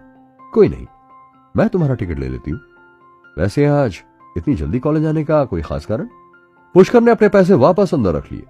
पुष्कर एक पल के लिए चौंका, फिर उसे याद आया कि वह टीचर अंकिता है। Good morning ma'am. Good morning. Ankita मुस्कुराई और एक अजीब सी खुशी उसके चेहरे पर दिखाई दी। ठीक इसी समय बस अचानक रुक गई और अंकिता के मुंह से आह की आवाज निकली और तभी वो अपना बैलेंस खोते हुए पुष्कर के गले से जा लगी। पुष्कर ने भी ना चाहते हुए अंकिता को कमर से पकड़ लिया और उसने ध्यान दिया कि अंकिता की साड़ी का पल्लू नीचे गिर गया है और पुष्कर का हाथ उसकी कमर से जाकर चिपक गया है। पुष्कर अंकिता के डीप नेक ब्लाउज से अपनी नजरें नहीं हटा पा रहा था, जैसे उसकी आंखों को इस समय अंकिता की खूबसूरती ने बांध लिया हो। अगले कुछ पलों के लिए वो सब कुछ भूल गया था और उस अंकिता को यूं ही गले से लगाए रखा। अंकिता भी शायद भूल गई थी कि वो इस समय पब्लिक बस में है। अंकिता को थोड़ी देर बाद कुछ शर्म महसूस हुई और वो शर्माते हुए अपना पल्लू संभालकर सीधे खड़ी हो गई। वह बेहद शर्मीली थी और शांत होने का नाटक करते हुए बोली, सॉरी, वो अचानक ब्रेक लग गए। कोई बात नहीं, यहां एक सीट खाली है, आप बैठ सकती हैं, मैं पीछे चला जाता हूं। पुष्कर ने कहा और बस के पीछे चला गया। अंकिता को नहीं पता था कि उसे पुष्कर से क्या कहना चाहिए, इसलिए जब उसने पुष्कर को पीछे की ओर जाते हुए देखा तो उसे बहुत राहत महसूस हुई। लेकिन तभी उसने पाया कि पुष्कर आखिरी सीट पर अकेला बैठा था और बस की खिड़की से बाहर घूर रहा था। अंकिता सरप्राइज थी कि इतनी कम उम्र में वह इतना अकेला क्यों है। जल्द ही बस दूसरे स्टॉप पर रुकी। पुष्कर ने अचानक अपनी पलकें उठाई और उसने देखा कि जो यात्री ऊपर आए थे उनमें हिरण के सिर और चूहे जैसी शक्ल वाला एक आदमी था। इससे पहले कि वह खड़ा होता उसकी नजर गाड़ी में बैठे यात्रियों की जेबों पर पड़ी। पुष्कर ने चोर की ओर देखा, लेकिन उसके चेहरे के भाव बिल्कुल नहीं बदले। पुष्कर चुपचाप बैठा रहा। उसने कोई एक्शन नहीं लिया। वो बस उस जेब कतरे की हरकतों को देख रहा था। लगता है टीचर ने भी उस चोर को पहचान लिया है। वो काफी सावधान लग रही है। पुष्कर धीरे से मुस्कुराया। वह इस बात से पूरी तरह अनजान था कि अंकिता उससे कई साल बड़ी थी। इस समय अंकिता ने भी अपनी बौहें चढ़ा ली। वह इस चोर को पहचान गई थी। कुछ समय पहले वह जब कॉलेज जाने के लिए बस में चढ़ी थी तो बस में किसी ने उसका पर्स चुरा लिया था। अंकिता को याद आ गया था कि उस समय उसके सामने यही आदमी था। नहीं, मैं इसे फिर से किसी का पर्स नहीं चुराने दूंगी। अंकिता ने पहले अपने बैग को कसकर पकड़ लिया और फिर चोर पर ध्यान देना शुरू कर दिया। चोर ने अपने हाथ में पकड़ा छोटा सा चाकू हिलाया और अंकिता को नाराजगी से देखा। उनके पेशे के लोग एक नजर में बता सकते थे कि अंकिता का बैग बहुत महंगा था और जिस मोबाइल फोन को अंकिता ने जल्दबाजी में वापस अंदर रख लिया था वो भी बहुत महंगा था। लगभग 1 लाख रुपए का सामान इस समय चोर की आंखों के सामने था। नीच कमीनी, चोर ने अंकिता को देखकर हल्के से कहा और उसे अपना लक्ष्य बदलना पड़ा। फिर वो एक मोटी औरत पर ध्यान देने लगा। उस बूढ़ी महिला के मुंह पर गहरे लाल रंग की लिपस्टिक थी और उसने जो परफ्यूम लगाया था उस वजह से उसके बगल में बैठे लोगों ने अपनी नाक बंद कर ली थी। चोर ने हाथ में अपने साथी का छाता पकड़ने का नाटक किया और फिर अपने साथी से कहा, सही समय मिलते ही एक्शन ले लेना। तभी अंकिता अचानक तेजी से आगे बढ़ी और नींद में डूबी हुई उस बूढ़ी औरत को हिलाया। आंटी जी, सो मत जाना, अपना पर्स देखो। चोर की आंखों में भयंकर रूप देखा और उसने अंकिता को घूर कर देखा। बुढ़िया अचानक जाग गई और तुरंत समझ गई कि क्या हुआ था। वह चोर पर गुस्से से चिल्लाई, तुम्हारे हाथ में वो क्या है? इसे बाहर निकालो और दिखाओ। क्या तुम मेरे पैसे चुराने की कोशिश कर रहे हो? चोर गंभीर दिख रहा था। मुझे तुमसे क्या लेने देना? बुढ़िया पागल हुई है क्या? हर कोई सावधान रहे, यह एक चोर है और वह बस किसी की चीजें चुराना चाहता है, अंकिता ने चिल्लाते हुए कहा। अचानक गाड़ी में सवार सभी यात्रियों की नजर चोर पर पड़ी। बूढ़ी औरत ने जल्दी से अपना बैग खंगाला और अचानक उसका चेहरा काफी बदल गया। वो चिल्लाते हुए बोली, मेरा बटुआ कहाँ है? मेरा बटुआ गायब है, उसने इसे चुरा लिया होगा। कई लोगों ने तुरंत चोर की तरफ इशारा किया। अंकिता ने चोर से कहा, बेहतर होगा कि आप इसे तुरंत बाहर निकालें, अदरवाइज हम पुलिस को बुला लेंगे। ड्राइवर को भी इसी चीज से सबसे ज्यादा नफरत थी। वह तुरंत रुका और चिल्लाया, लड़के तेरी हिम्मत कैसे हुई मेरी बस से कुछ चुराने की? इसे पकड़ लो और पुलिस को कॉल करो। चोर बहुत सख्त होते हैं और वैसे भी ये इलाका उसका था। फिर उसे इन लोगों से कैसे खतरा महसूस हो सकता था? उसने तुरंत अपना चाकू बाहर निकाला। किस कमीने ने पुलिस बुलाने को कहा? है? कौन बुलाएगा? है? क्या पुष्कर चोर को पकड़ लेगा? क्या चोर अंकिता पर हमला कर देगा? जानने के लिए सुनते रहिए ये एक्साइटिंग कहानी सिर्फ पॉकेट एफएम पर। बोलो, है किसी में हिम्मत पुलिस को बुलाने की? सांप सूंघ गया क्या सबको? अभी तो बड़े पुलिस पुलिस चिल्ला रहे थे, उस चोर ने चिल्लाते हुए कहा। ऐसा अहंकारी चोर किसी ने कभी नहीं देखा था। खंजर को देखकर किसी की बोलने की हिम्मत नहीं हो रही थी। चोर को पकड़ने के लिए चिल्लाना एक बात है, लेकिन चोर से जी जान से लड़ना दूसरी बात है। बूढ़ी औरत, मैंने अभी तुम्हारा बटुआ चुराया है, तो अब तुम क्या चाहती हो? क्या तुम इसे वापस लेना चाहती हो? चोर ने बुढ़िया के चेहरे पर खंजर से लगभग वार कर दिया था, जिससे वो बुढ़िया वहीं बैठी हुई कांपने लगी थी। दरवाजा खोलो, मैं इस बस से बाहर निकलना चाहता हूं, मुझे यहीं पर उतरना है। चोर गुस्से से ड्राइवर पर चिल्लाया।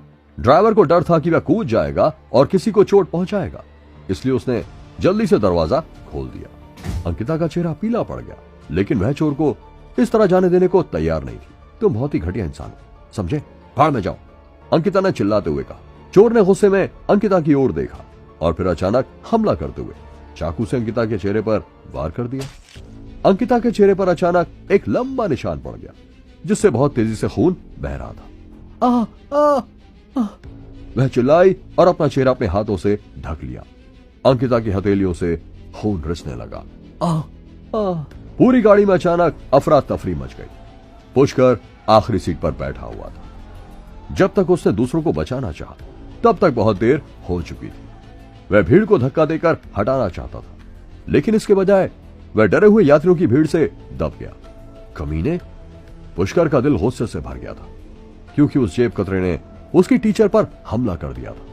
पुष्कर ने देखा कि चोर बस से बाहर निकल गया और भाग रहा है। पुष्कर तेजी से बस की खिड़की से बाहर कूद गया। पुष्कर ने ताकत लगाई और सीधे उसका पीछा किया। भागते समय चोर पीछे मुड़कर देखना नहीं भूला। जब उसने पाया कि कोई उसका पीछा कर रहा है तो वह सड़क पार कर गया। तू नहीं बचेगा कमीने। पुष्कर ने एक छोटे से पत्थर को लात मारकर उसकी ओर उछाल दिया और वह छोटा पत्थर चोर की एड़ी पर जोरदार आवाज के साथ लगा। तभी उस चोर को एक सफेद गाड़ी ने टक्कर मार दी। वह चोर कई बार हवा में घूमा और लगभग 10 मीटर दूर गिर गया। वह जमीन पर लुढ़क गया था और हिल नहीं पा रहा था। उसे नहीं पता था कि वह जीवित है या मर गया है। पूरी सड़क अचानक रुक गई। ट्रैफिक जाम लग गया था। सभी लोग ये देखने के लिए इधर उधर देखने लगे कि क्या हो रहा है। तुम्हें ऐसी हरकत नहीं करनी चाहिए थी।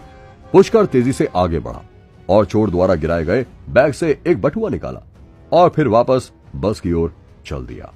सफेद कार का दरवाजा तेजी से खुला और एक सुंदर लड़की उसमें से बाहर निकली। उसने पुष्कर को 2 बार आवाज दी, लेकिन जब उसने पुष्कर को तेजी से चलते देखा तो वह गुस्से में जमीन पर पैर पटकने लगी। पुष्कर जल्दी से बटुआ लेकर बस में लौट आया।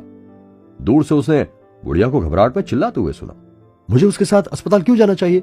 आप मुझसे क्या करवाना चाहते हैं? क्या उसके साथ अस्पताल जाने से मुझे उसके इलाज का पैसा नहीं देना पड़ेगा? तुम्हें उस चोर को ऐसे बोलने के लिए किसने कहा था? चोरी तो मेरे पैसे हुए थे ना, तुम दूसरों के काम में क्यों टांग अड़ा रही थी? पुष्कर तेजी से गाड़ी पर चढ़ गया। अरे लड़का वापस आ गया है, शाबाश, वास्तव में उसे बटुआ वापस मिल गया, किसी तेज नजर वाले ने तुरंत चिल्लाकर कहा। जैसे ही बूढ़ी औरत ने पुष्कर को वापस आते देखा, वह दौड़ पड़ी और अपना बटुआ वापस ले लिया।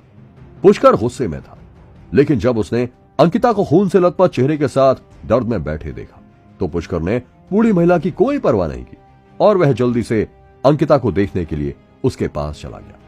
तुम छोटे से बच्चे, मेरे बटुए से 1000 रुपए कैसे गायब है? अचानक बुढ़िया ने अपना बटुआ खोला। उसने पैसे गिने और चिल्लाई, मेरे बटुए में 1300 रुपए थे तो केवल 300 क्यों बचे हैं? अन्य 1000 रुपए कहाँ हैं? जल्दी मेरे पैसे निकाल। मैं तुझे शाबाशी देना चाहती थी, पर मुझे उम्मीद नहीं थी कि तू भी चोर है। बूढ़ी औरत धमकाते हुए पुष्कर के पीछे आई और उस पर जोर से चिल्लाई। अन्य यात्रियों ने भी पुष्कर को आश्चर्य से देखा और एक पल के लिए उन्हें पता ही नहीं चला कि क्या यह वास्तव में वही लड़का है जो उस चोर के पीछे भागते हुए गया था। मैंने चुपके से 1000 रुपए निकाल लिए, पुष्कर ने चिल्लाते हुए कहा। आंटी जी, आप ही कैसी बात कर रही हैं? आपको जरूर कोई गलतफहमी हुई है। मैंने आपके पर्स में से 1 रुपया भी नहीं निकाला है। पुष्कर यह कहकर अचानक पलटा और अंकिता की ओर चल पड़ा। बुढ़िया तुरंत चौंक गई, लेकिन फिर वो तुरंत चिल्लाई, तुम छोटे जानवर, तुमने मेरे पैसे चुरा लिए और अब बचकर भाग रहे हो? क्या तुम जानते हो मैं कौन हूं? मैं कभी किसी से नहीं डरती। आंटी जी, जो भी आपके पर्स में था ये वही है और अब मुझे जाने दो। आप जाकर उसी चोर के पास ढूंढो, मुझे आपके पैसों के बारे में कुछ नहीं पता, पुष्कर ने कहा। मोटी बूढ़ी औरत सड़क पर पैसे ढूंढने लगी और इतने में ही पुष्कर बस में चढ़ गया। बस में सवार सभी लोग हैरान रह गए थे। यहां तक कि कई सालों से गाड़ी चला रहे ड्राइवर को भी उस बूढ़ी औरत की बात हजम नहीं हुई थी। हर कोई इतना डर गया कि उनके चेहरे बदल गए। पुष्कर ने उनमें से किसी की ओर नहीं देखा। वह अंकिता के पास आया, नीचे झुका और उसे उठाया। अंकिता के चेहरे पर चोट लगी तो वह लगभग स्तब्ध रह गई थी। फिर उसने पुष्कर को अपनी ओर आते देखा। अंकिता बस पुष्कर को एकटक देख रही थी। उसे समझ नहीं आ रहा था कि उसे क्या करना चाहिए। चिंता मत करो, मैं आपको अस्पताल ले जाऊंगा। पुष्कर और अंकिता एक साथ बस से बाहर निकले। अंकिता पूरी तरह से डरी हुई थी। पुष्कर ने अंकिता को अपनी गोद में उठाया और अस्पताल की ओर दौड़ पड़ा। पहले अंकिता को कुछ भी महसूस नहीं हुआ, लेकिन धीरे धीरे वह अपने हाथों से पुष्कर की धड़कन को महसूस कर सकती थी। चिंता मत करो, हम अस्पताल में आ चुके हैं, पुष्कर ने अंकिता से कहा। आज सुबह अस्पताल में कोई मरीज नहीं था। पुष्कर ने जल्दी से अस्पताल की फॉर्मेलिटीज पूरी की और फिर अंदर की ओर भागा। प्लीज जल्दी से इनका ऑपरेशन कीजिए, पुष्कर ने नर्स को अंकिता की ओर इशारा करते हुए कहा। अंकिता के चेहरे पर घाव बहुत गहरा था। चोर ने बहुत जोर लगाया होगा। चाकू की नोक पहले ही अंकिता के चेहरे को छेद चुकी थी और उसके दांतों में घुसी हुई थी। भले ही घाव को सिल दिया जाए, लेकिन फिर भी अंकिता के चेहरे पर एक भद्दा निशान छोड़ देगा। अंकिता एक मजबूत लड़की थी जिसने अभी अभी कॉलेज ज्वाइन किया था, लेकिन किसने सोचा होगा कि उसके साथ ऐसा हादसा हो जाएगा। पुष्कर ने मनी मन उसके पैसों के बारे में सोचा जो अंकिता ने उसके किराए के लिए दिए थे। मैं अपने जीवन में कभी भी दूसरों का कर्जदार होना पसंद नहीं करता हूं, इसलिए मैं तुम्हारी मदद जरूर करूंगा। पुष्कर ने सबसे पहले आंटी सुरभि को कॉल की जो वाइस प्रिंसिपल थी और उन्हें सारी सिचुएशन के बारे में बताया। पुष्कर ने उनसे अपनी छुट्टी के बारे में भी रिक्वेस्ट की थी। फिर पुष्कर तुरंत अस्पताल के बाहर निकलकर आयुर्वेद की दुकान ढूंढने के लिए चल पड़ा। हे नाग बाबा, मेरी मदद कीजिए, कहां हैं आप? मुझे आपकी मदद की सख्त जरूरत है। पुष्कर ने जल्दी से मन ही मन काले सांप को याद किया। उसे याद आ गया था कि काले सांप को सभी प्रकार की जड़ी बूटियों का अच्छा ज्ञान है। एक कागज निकालो और लिखो। काले सांप की आवाज आई और पुष्कर ने तभी एक कागज निकालकर उन पर काले सांप द्वारा बताई गई सभी दवाइयां लिख ली। हालांकि अस्पताल में अधिक दवाएं हैं, लेकिन पुष्कर को आयुर्वेदिक जड़ी बूटियों पर ज्यादा भरोसा था, क्योंकि उन्हीं से अंकिता के चेहरे का निशान मिटाया जा सकता था। बॉस, मुझे एक दवाई चाहिए। पुष्कर एक आयुर्वेदिक दुकान पर पहुंचा और वहां जाकर दुकानदार से बोला, मेरे पास ये दवाइयां नहीं है। इनमें से कुछ को अभी भी औषधि उद्यान में पकाया जा रहा है। उसके बाद ही मैं उन्हें बेचने के लिए तैयार कर पाऊंगा। दुकानदार सत्येंद्र ने अपना चश्मा लगाया और पुष्कर के दिए कागज पर लिखी हुई दवाइयों को देखकर कहा। हालांकि वे दवाइयां बहुत ही दुर्लभ थी, पर सत्येंद्र कई सालों से आयुर्वेदिक दवाइयों का स्टोर चला रहा था, इसलिए सत्येंद्र उनके बारे में जानता था। तुम्हारे पास एक औषधि उद्यान है, तो मुझे वहां ले चलो और मैं जो भी औषधि चुनूंगा मैं तुम्हें उसकी कीमत दुगनी दूंगा। पुष्कर के पास यह बर्बाद करने का समय नहीं था। सत्येंद्र ने तुरंत पुष्कर की बात मान ली और वो उसे लेकर अपने गार्डन की ओर चल पड़ा, जहां वो ये दवाइयां तैयार करता था। औषधि उद्यान में आने के बाद पुष्कर ने तुरंत उस जड़ी बूटी को सत्येंद्र की मदद से खोज लिया जो वह चाहता था। इन दोनों दवाइयों का मिश्रण निशान हटाने के लिए पर्याप्त है। पुष्कर काले सांप की मदद से जड़ी बूटी खोज रहा था और बड़बड़ा रहा था। उसके बगल में बैठा हुआ सत्येंद्र सरप्राइज था और उसे नहीं पता था कि पुष्कर किससे मन ही मन बात कर रहा है।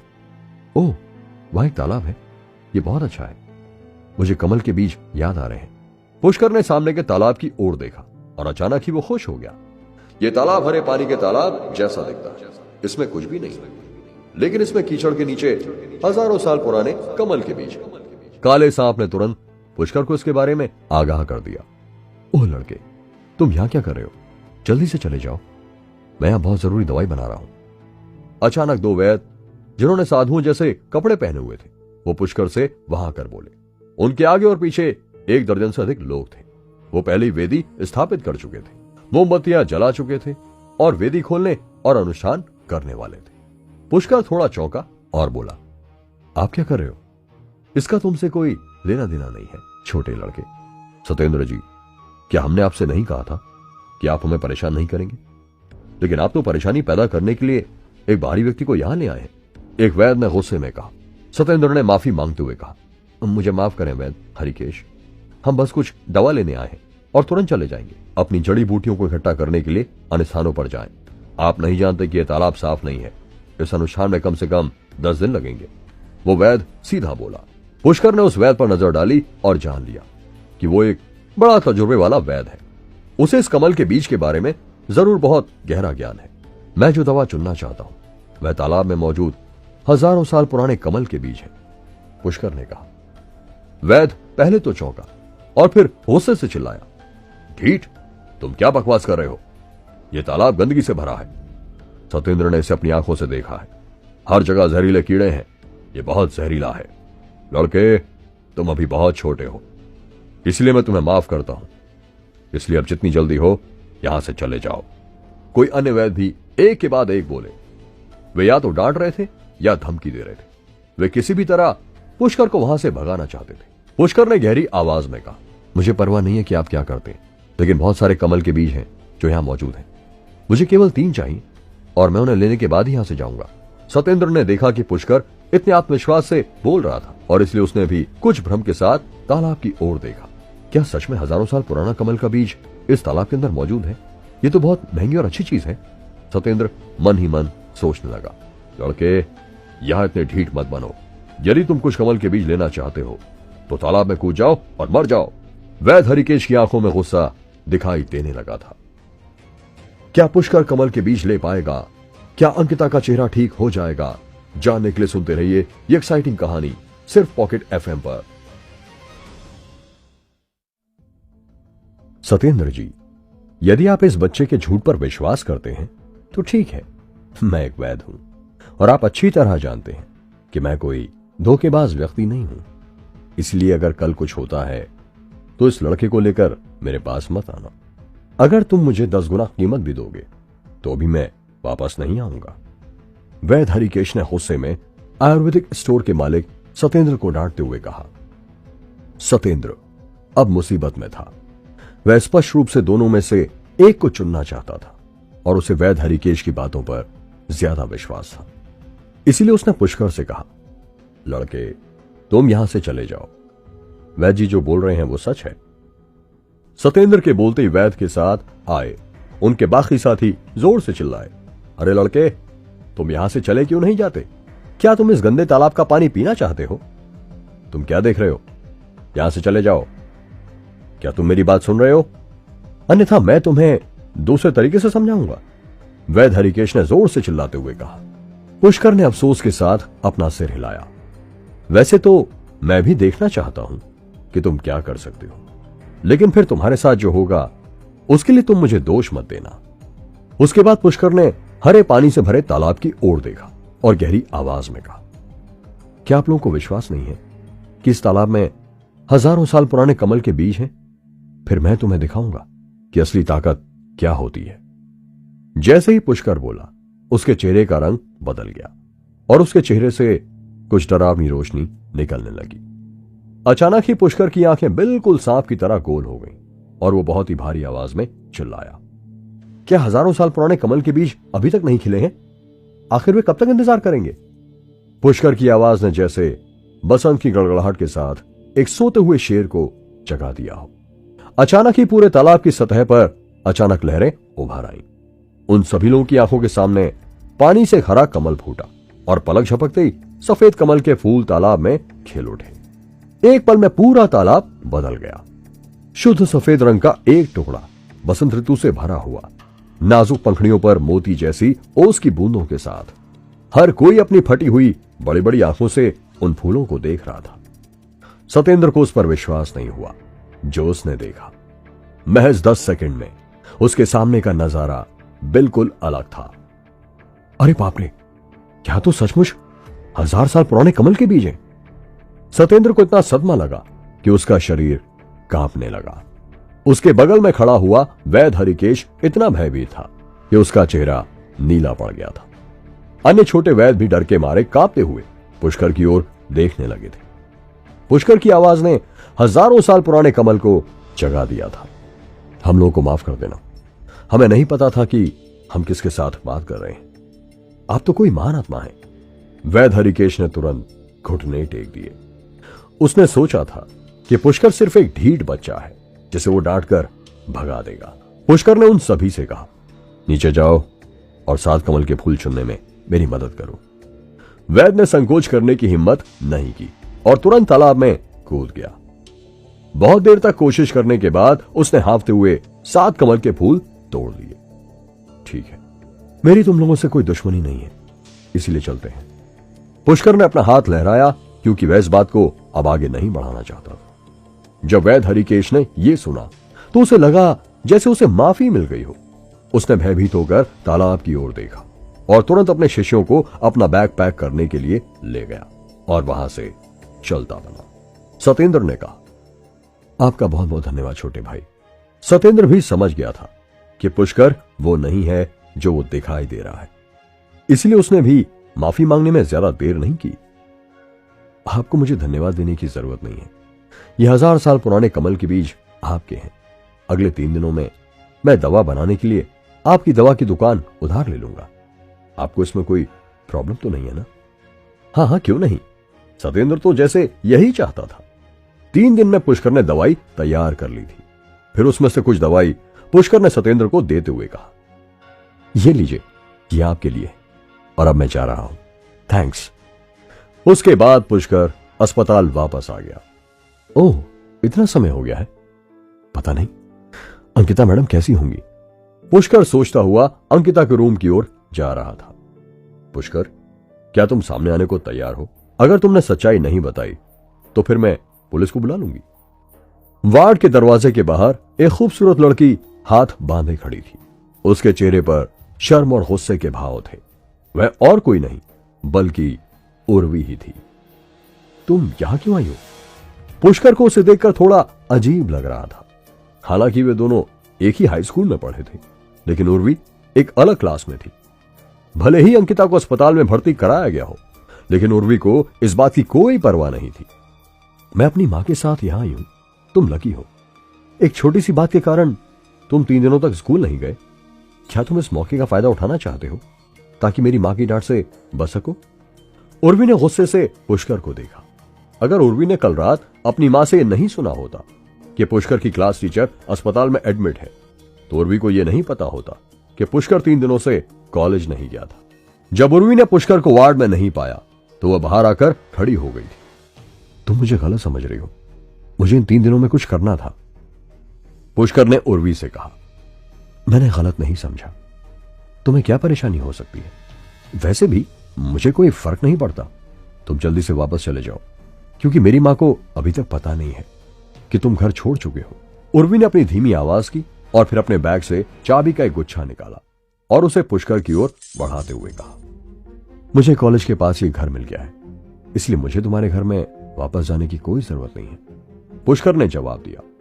उसका जवाब सुनकर उर्वी और भी अधिक गुस्से में आ गई। तुमने घर ढूंढ लिया? तुम्हारे पास इतना पैसा कहां से आया? या फिर तुम अपनी जिद दिखाने के लिए सड़क पर सोने जा रहे हो? पुष्कर ने अपना सिर हिलाया। वह उर्वी से बिल्कुल भी बात नहीं करना चाहता था, इसलिए उसने वार्ड का दरवाजा खोला और अंदर चला गया। तुम क्या कर रहे हो? तुम अंदर नहीं जा सकते। कॉलेज के बाकी टीचर्स अंकिता मैडम से बात कर रहे हैं, उन्हें कॉलेज छोड़ना होगा, उर्वी ने पुष्कर को रोकते हुए कहा। क्या? पुष्कर सरप्राइज हो गया था। क्या मैडम को स्कूल छोड़ना पड़ेगा क्योंकि वो अस्पताल में भर्ती हैं? पुष्कर ने तेजी से धक्का देकर वार्ड का दरवाजा खोला। अंदर मौजूद 3 लोग एक साथ घूमे। पहली चीज तो पुष्कर ने देखी, वह लाल और सूजी हुई आंखों वाली अंकिता थी। उसके चेहरे पर अभी भी धुंध की एक परत थी। वो बेहद कमजोर थी और उसका सुंदर चेहरा, जो पहले ही बहुत ही सुंदर दिखाई देता था, अब बहुत पीला पड़ गया था। पुष्कर, तुम यहां क्यों आए हो? पुष्कर ने अस्पताल के बिस्तर के सामने 2 लोगों को देखा, एक आदमी और एक औरत। पुष्कर ने केवल सुरभि आंटी को पहचाना। दूसरे व्यक्ति ने चश्मा पहना था और ऐसा लग रहा था जैसे वह कोई बड़ा टीचर हो, लेकिन पुष्कर को उसका नाम याद नहीं आ रहा था। पुष्कर ने सुरभि से कहा, सुरभि आंटी, आप यहां? पुष्कर, तुम बिना दरवाजा खटखटाए अंदर क्यों आए? सुरभि ने तेज आवाज में पुष्कर को डांटते हुए कहा था। पुष्कर ने सवाल का जवाब नहीं दिया और कहा, अंकिता मैडम, मैंने सुना है कि आप कॉलेज छोड़ रही हैं, लेकिन क्यों? उस आदमी ने कहा, तुम एक स्टूडेंट हो, तुम यहां क्यों आए हो? हम कुछ जरूरी बातों पर चर्चा कर रहे हैं, जल्दी से बाहर निकलो। क्या तुम्हें तमीज नहीं है? पुष्कर ने गहरी आवाज में कहा। आप कौन हैं? मरीजों को आराम की जरूरत है। टीचर होने के नाते क्या आप ये भी नहीं जानते? अंकिता मैडम के ठीक होने और स्कूल लौटने के बाद आप इस बारे में चर्चा कर सकते थे। उस आदमी को उम्मीद नहीं थी कि पुष्कर उसे ऐसा जवाब भी दे सकता है। उसे बहुत तेज गुस्सा आया था। सुरभि आंटी ने पुष्कर को डांटते हुए कहा, पुष्कर, बहुत बड़े मत बनो। हम अंकिता से अभी कॉलेज वापस जाने की रिक्वेस्ट कर रहे हैं, और वैसे भी क्या तुम अस्पताल में इनकी देखभाल नहीं कर रहे थे? फिर तुम गायब क्यों हो गए? पुष्कर ने उत्तर नहीं दिया, लेकिन उसने अंकिता की ओर देखा। पुष्कर समझ गया था कि अंकिता अपने चेहरे के घाव के कारण ही कॉलेज छोड़ना चाह रही है। पुष्कर ने कहा, आंटी, यदि आप मुझ पर विश्वास करती हैं तो यह मामला मुझ पर छोड़ दें। मैं वादा करता हूं कि 3 दिनों के अंदर अंकिता मैडम कॉलेज लौट आएंगी और पढ़ाना जारी रखेंगी। हाँ, कितना भोला लड़का है ये। मेल टीचर ने अपना चश्मा ऊपर किया और पुष्कर की ओर देखकर अपना सिर हिलाया। दरअसल अंकिता अपने चेहरे पर उस भद्दे निशान की वजह से कॉलेज वापस नहीं लौटना चाहती थी, क्योंकि वो इस समय मेंटली बहुत ही ज्यादा परेशान थी। सुरभि ने कहा, मुझे लगता है कि हमें पहले वापस जाना चाहिए। अंकिता को अगले कुछ दिनों तक अस्पताल से छुट्टी नहीं मिलेगी। थोड़ा इंतजार करते हैं, इतने में इसका मूड भी थोड़ा ठीक हो जाएगा। अंकिता, तुम चिंता मत करो, तुम जल्दी ही ठीक हो जाओगी। I hope everything will be fine soon, Surabhi ने अंकिता को समझाते हुए कहा। सुरभि ये कहने के बाद पुष्कर को दरवाजे तक ले गई और उससे कहा, अभी अंकिता अंदर से टूट चुकी है, वह केवल तुम पर भरोसा करती है, कोई और उसकी देखभाल नहीं करना चाहता है, इसलिए तुम्हें कुछ दिनों तक उसका ख्याल रखना है। यह स्पेशल वार्ड है, मैंने दवा और बाकी सभी चीजों के लिए भुगतान कर दिया है। यदि तुम्हें किसी भी चीज की जरूरत हो तो मुझे जल्द से जल्द कॉल करना। जी आंटी, पुष्कर ने कहा। उर्वी भी वहीं खड़ी थी और वो किसी भी तरह पुष्कर को घर की चाबी देना चाहती थी। पर पुष्कर उसे अवॉइड कर रहा था। तुम भी वार्ड में ही सो जाना, अंकिता को तुम्हारे रहने से हौसला मिलेगा। उर्वी ने यह बात गुस्से में पुष्कर से कही थी और फिर वो अपनी मां के साथ चली गई। उनके जाने के बाद पुष्कर जब वार्ड में लौटा तो उसने देखा कि अंकिता रोने लगी थी। इस समय वो बहुत दुखी थी और सिसकियां भरकर रो रही थी। इतनी कम उम्र में चेहरे पर इतना गंदा निशान लिए वो कहां जाएगी, यही डर उसे खाए जा रहा था। मैं सचमुच कॉलेज जाना चाहती हूं, लेकिन मैं बहुत डरी हुई हूं। कॉलेज में सभी मेरा मजाक उड़ाएंगे, मेरा चेहरा बर्बाद हो गया है। पुष्कर, क्या तुम जानते हो, जब मैं बात करती हूं तो भी दर्द होता है, मुझे बहुत सारे टांके लगे हैं। अंकिता की आंखों से आंसू नदी की तरह बह रहे थे। वो दर्द में सिसकियां भरते हुए आगे बोली, पुष्कर, मैं अपना चेहरा शीशे में देखने की हिम्मत भी नहीं कर पा रही हूं। मैं अपने परिवार को भी बताने की हिम्मत नहीं जुटा पा रही हूं। मेरे बताने के बाद वे मेरे साथ क्या करेंगे। मैं अपने दोस्तों को देखने की हिम्मत भी नहीं कर सकती। ऑपरेशन के बाद मैंने भी सुना, डॉक्टर कह रहे थे कि वह बहुत अच्छी लड़की है, लेकिन अब से उसके चेहरे पर एक निशान हमेशा रहेगा। ये शब्द उसके दिल के सबसे अच्छे शब्द थे और वह ने केवल पुष्कर से ही कह सकती थी। फिर अंकिता ने थक कर अपना सिर नीचे कर लिया और अपना चेहरा अपने घुटनों के बीच छिपा लिया। मैं आपके चेहरे के दाग हटाने में आपकी मदद कर सकता हूं, अचानक पुष्कर ने कहा। पुष्कर की बात सुनकर अंकिता का नाजुक शरीर कांप उठा और उसने अचानक अपना सिर उठाया। उसकी आंखें फटी हुई थी, लेकिन फिर धुंधली हो गई। अंकिता ने दर्द से अपना चेहरा पकड़ते हुए कहा, देखो इसे, और अब फिर कभी मेरी मजाक मत उड़ाना। मुझे झूठी दिलासा देने वाले लोग पसंद नहीं है। क्या सचमुच अंकिता का चेहरा ठीक हो जाएगा? उर्वी किस सच्चाई की बात कर रही थी? वो पुलिस क्यों बुलाना चाहती थी? जानने के लिए सुनते रहिए ये एक्साइटिंग कहानी सिर्फ पॉकेट एफएम पर। क्या तुम प्लास्टिक सर्जरी के बारे में बात कर रहे हो? मुझे पता है, मैं भी ठीक होने के बाद प्लास्टिक सर्जरी कराने के बारे में ही सोच रही हूं, अंकिता ने अपने आंसू संभालते हुए कहा। पुष्कर ने अपना सिर हिलाया और उसके सामने एक बोतल रख दी। मेरी दवाई की तुलना प्लास्टिक सर्जरी से कैसे की जा सकती है? यदि आप इस दवाई को आजमाएंगी तो न केवल घाव तुरंत ठीक हो जाएगा, बल्कि निशान भी पूरी तरह से गायब हो जाएगा, पुष्कर ने कहा। सच में? अंकिता ने पुष्कर का हाथ पकड़ लिया। बेशक, मैं आपसे झूठ क्यों बोलूंगा, पुष्कर ने कहा। पहले तो अंकिता को विश्वास नहीं हो रहा था, लेकिन पुष्कर की आंखों में इतना आत्मविश्वास देखकर उसे भी पुष्कर की बात सच लगी। वह तुरंत वो बोतल लेकर बाथरूम की ओर भागी और उसने पीछे मुड़कर पुष्कर को भी नहीं देखा। पुष्कर मुस्कुराया। अंकिता को बाथरूम में गए हुए 10 मिनट से भी ऊपर हो गए तो पुष्कर को थोड़ा सा अजीब लगा और वो उठकर बाथरूम में गया। ओह, ये तो बेहोश हो गई है। पुष्कर ने देखा कि अंकिता जमीन पर बेहोश पड़ी है और पुष्कर तुरंत अंकिता को उठाकर बेड पर ले आया। ऐसा लगता है कि आपको काफी समय से अच्छी नींद नहीं मिली है। चलो ठीक है, मैं आपके जागने तक का इंतजार करूंगा। पुष्कर ने खुद ही अंकिता के चेहरे पर दवाई लगा दी और फिर उसे चैन से सोने दिया। अंकिता अगली सुबह तक सोती ही रही। अगली सुबह अंकिता जागी तो उसे अपने गालों पर खुजली होने लगी। वो तेजी से बाथरूम की ओर भागी। अंकिता अपना चेहरा देखकर चिल्लाई। अंकिता ने देखा कि उसके चेहरे पर चोटें पूरी तरह से ठीक हो गई थी और निशान भी गायब हो गए थे। अंकिता ने धीरे से अपने चेहरे से डेड स्किन की लेयर को हटाया। मैं वास्तव में ठीक हो गई हूं? क्या मैं कोई सपना तो नहीं देख रही हूं? अंकिता ने शीशे में अपनी शक्ल देखी, लेकिन फिर भी उसे यकीन नहीं हो रहा था। यह तो उसके लिए जादू था। कुछ देर बाद एक डॉक्टर अंकिता के वार्ड में आया। ओह गॉड, ये कैसे हो गया? क्या तुम ही अंकिता हो?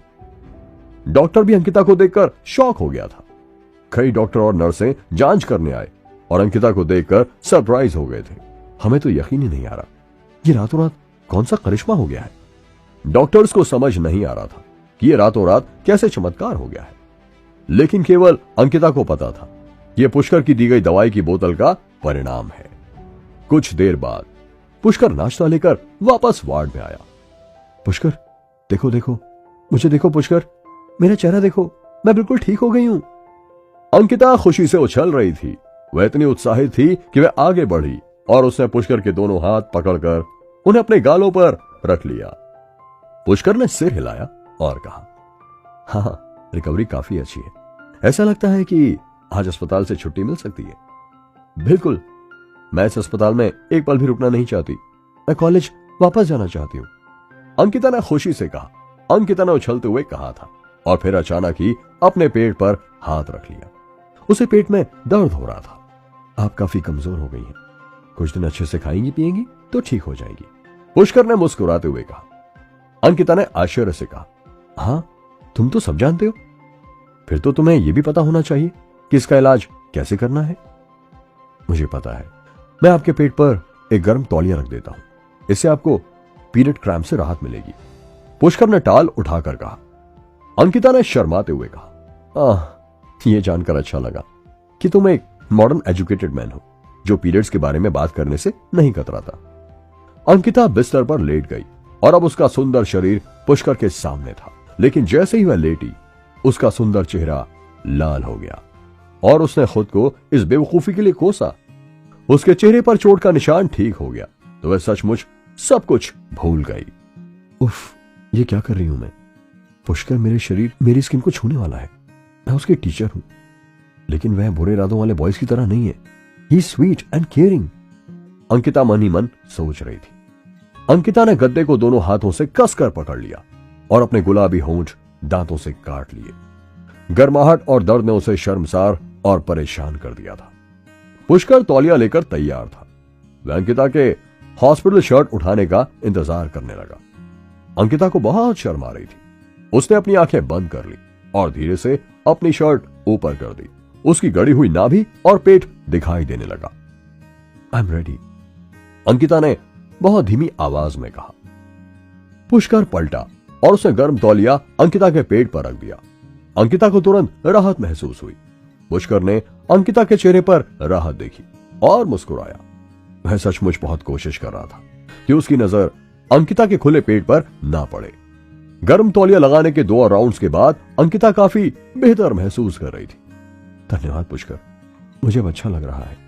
अंकिता ने अपनी शर्ट नीचे खींच दी और कहा, ठीक है, तो फिर मैं चलता हूं, कल कॉलेज के लिए आपको पिक करने आऊंगा, पुष्कर ने मुस्कुराते हुए कहा और चला गया। उसके बाद अगले दिन अंकिता और पुष्कर दोनों एक साथ कॉलेज चल पड़े। हो, कॉलेज में वापस आकर बहुत अच्छा लग रहा है। कॉलेज के गेट पर अंकिता ने अपने हाथों को ऊपर उठा लिया और जोर से अंगड़ाई ली। उसके साथ ही उसकी पतली सी कमर भी सबके सामने आ गई। उसके मधुर चेहरे और चमकती कमर ने कॉलेज गेट पर खड़े छात्रों का ध्यान अपनी ओर खींच लिया था। ओह, ये तो टीचर अंकिता है। मैंने सुना था कि वे अस्पताल में भर्ती थी, लेकिन ये तो बिल्कुल भी बीमार नहीं लग रही हैं। मेरी जान वापस आ गई है।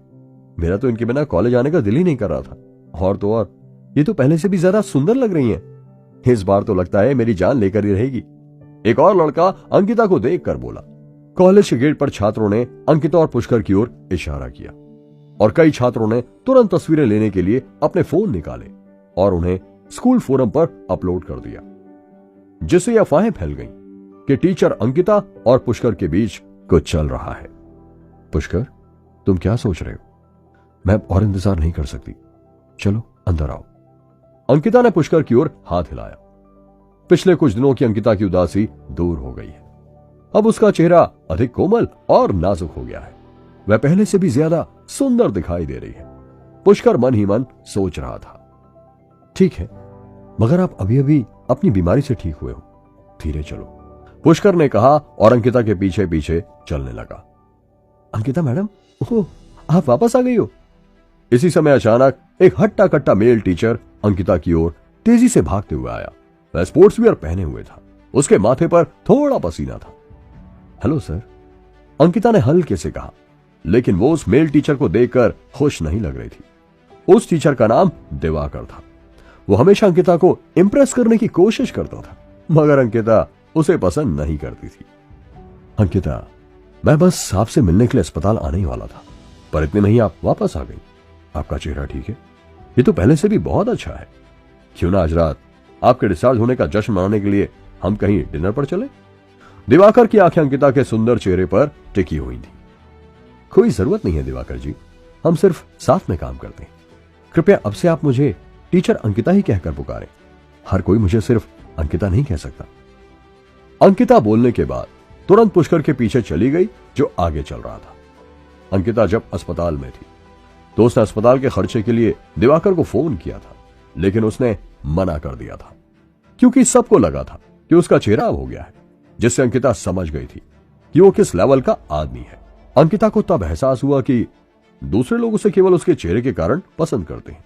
इस चेहरे के बिना वह कुछ भी नहीं थी। फॉर्चुनेटली आई डोंट नो कि पुष्कर ने पैसा कहां से अरेंज किया होगा, पर उसने कर दिया। अंकिता मन ही मन पुष्कर को थैंक्स कह रही थी। मैं जल्दी उसका सारा पैसा लौटा दूंगी। अंकिता, अरे अंकिता। दिवाकर अंकिता के पीछे कई बार चिल्लाया और जब उसने अंकिता को तेजी से पुष्कर की ओर दौड़ते हुए देखा और वे दोनों साथ साथ चले तो वह झेप गया था। लानत है, एक बेकार से लड़के के इतने करीब होकर तुम बर्बाद हो जाओगी, लेकिन मैं भी आज नहीं तो कल तुम्हें अपने बिस्तर पर ले ही जाऊंगा। दिवाकर बड़बड़ाते हुए अंकिता रुस रहा था।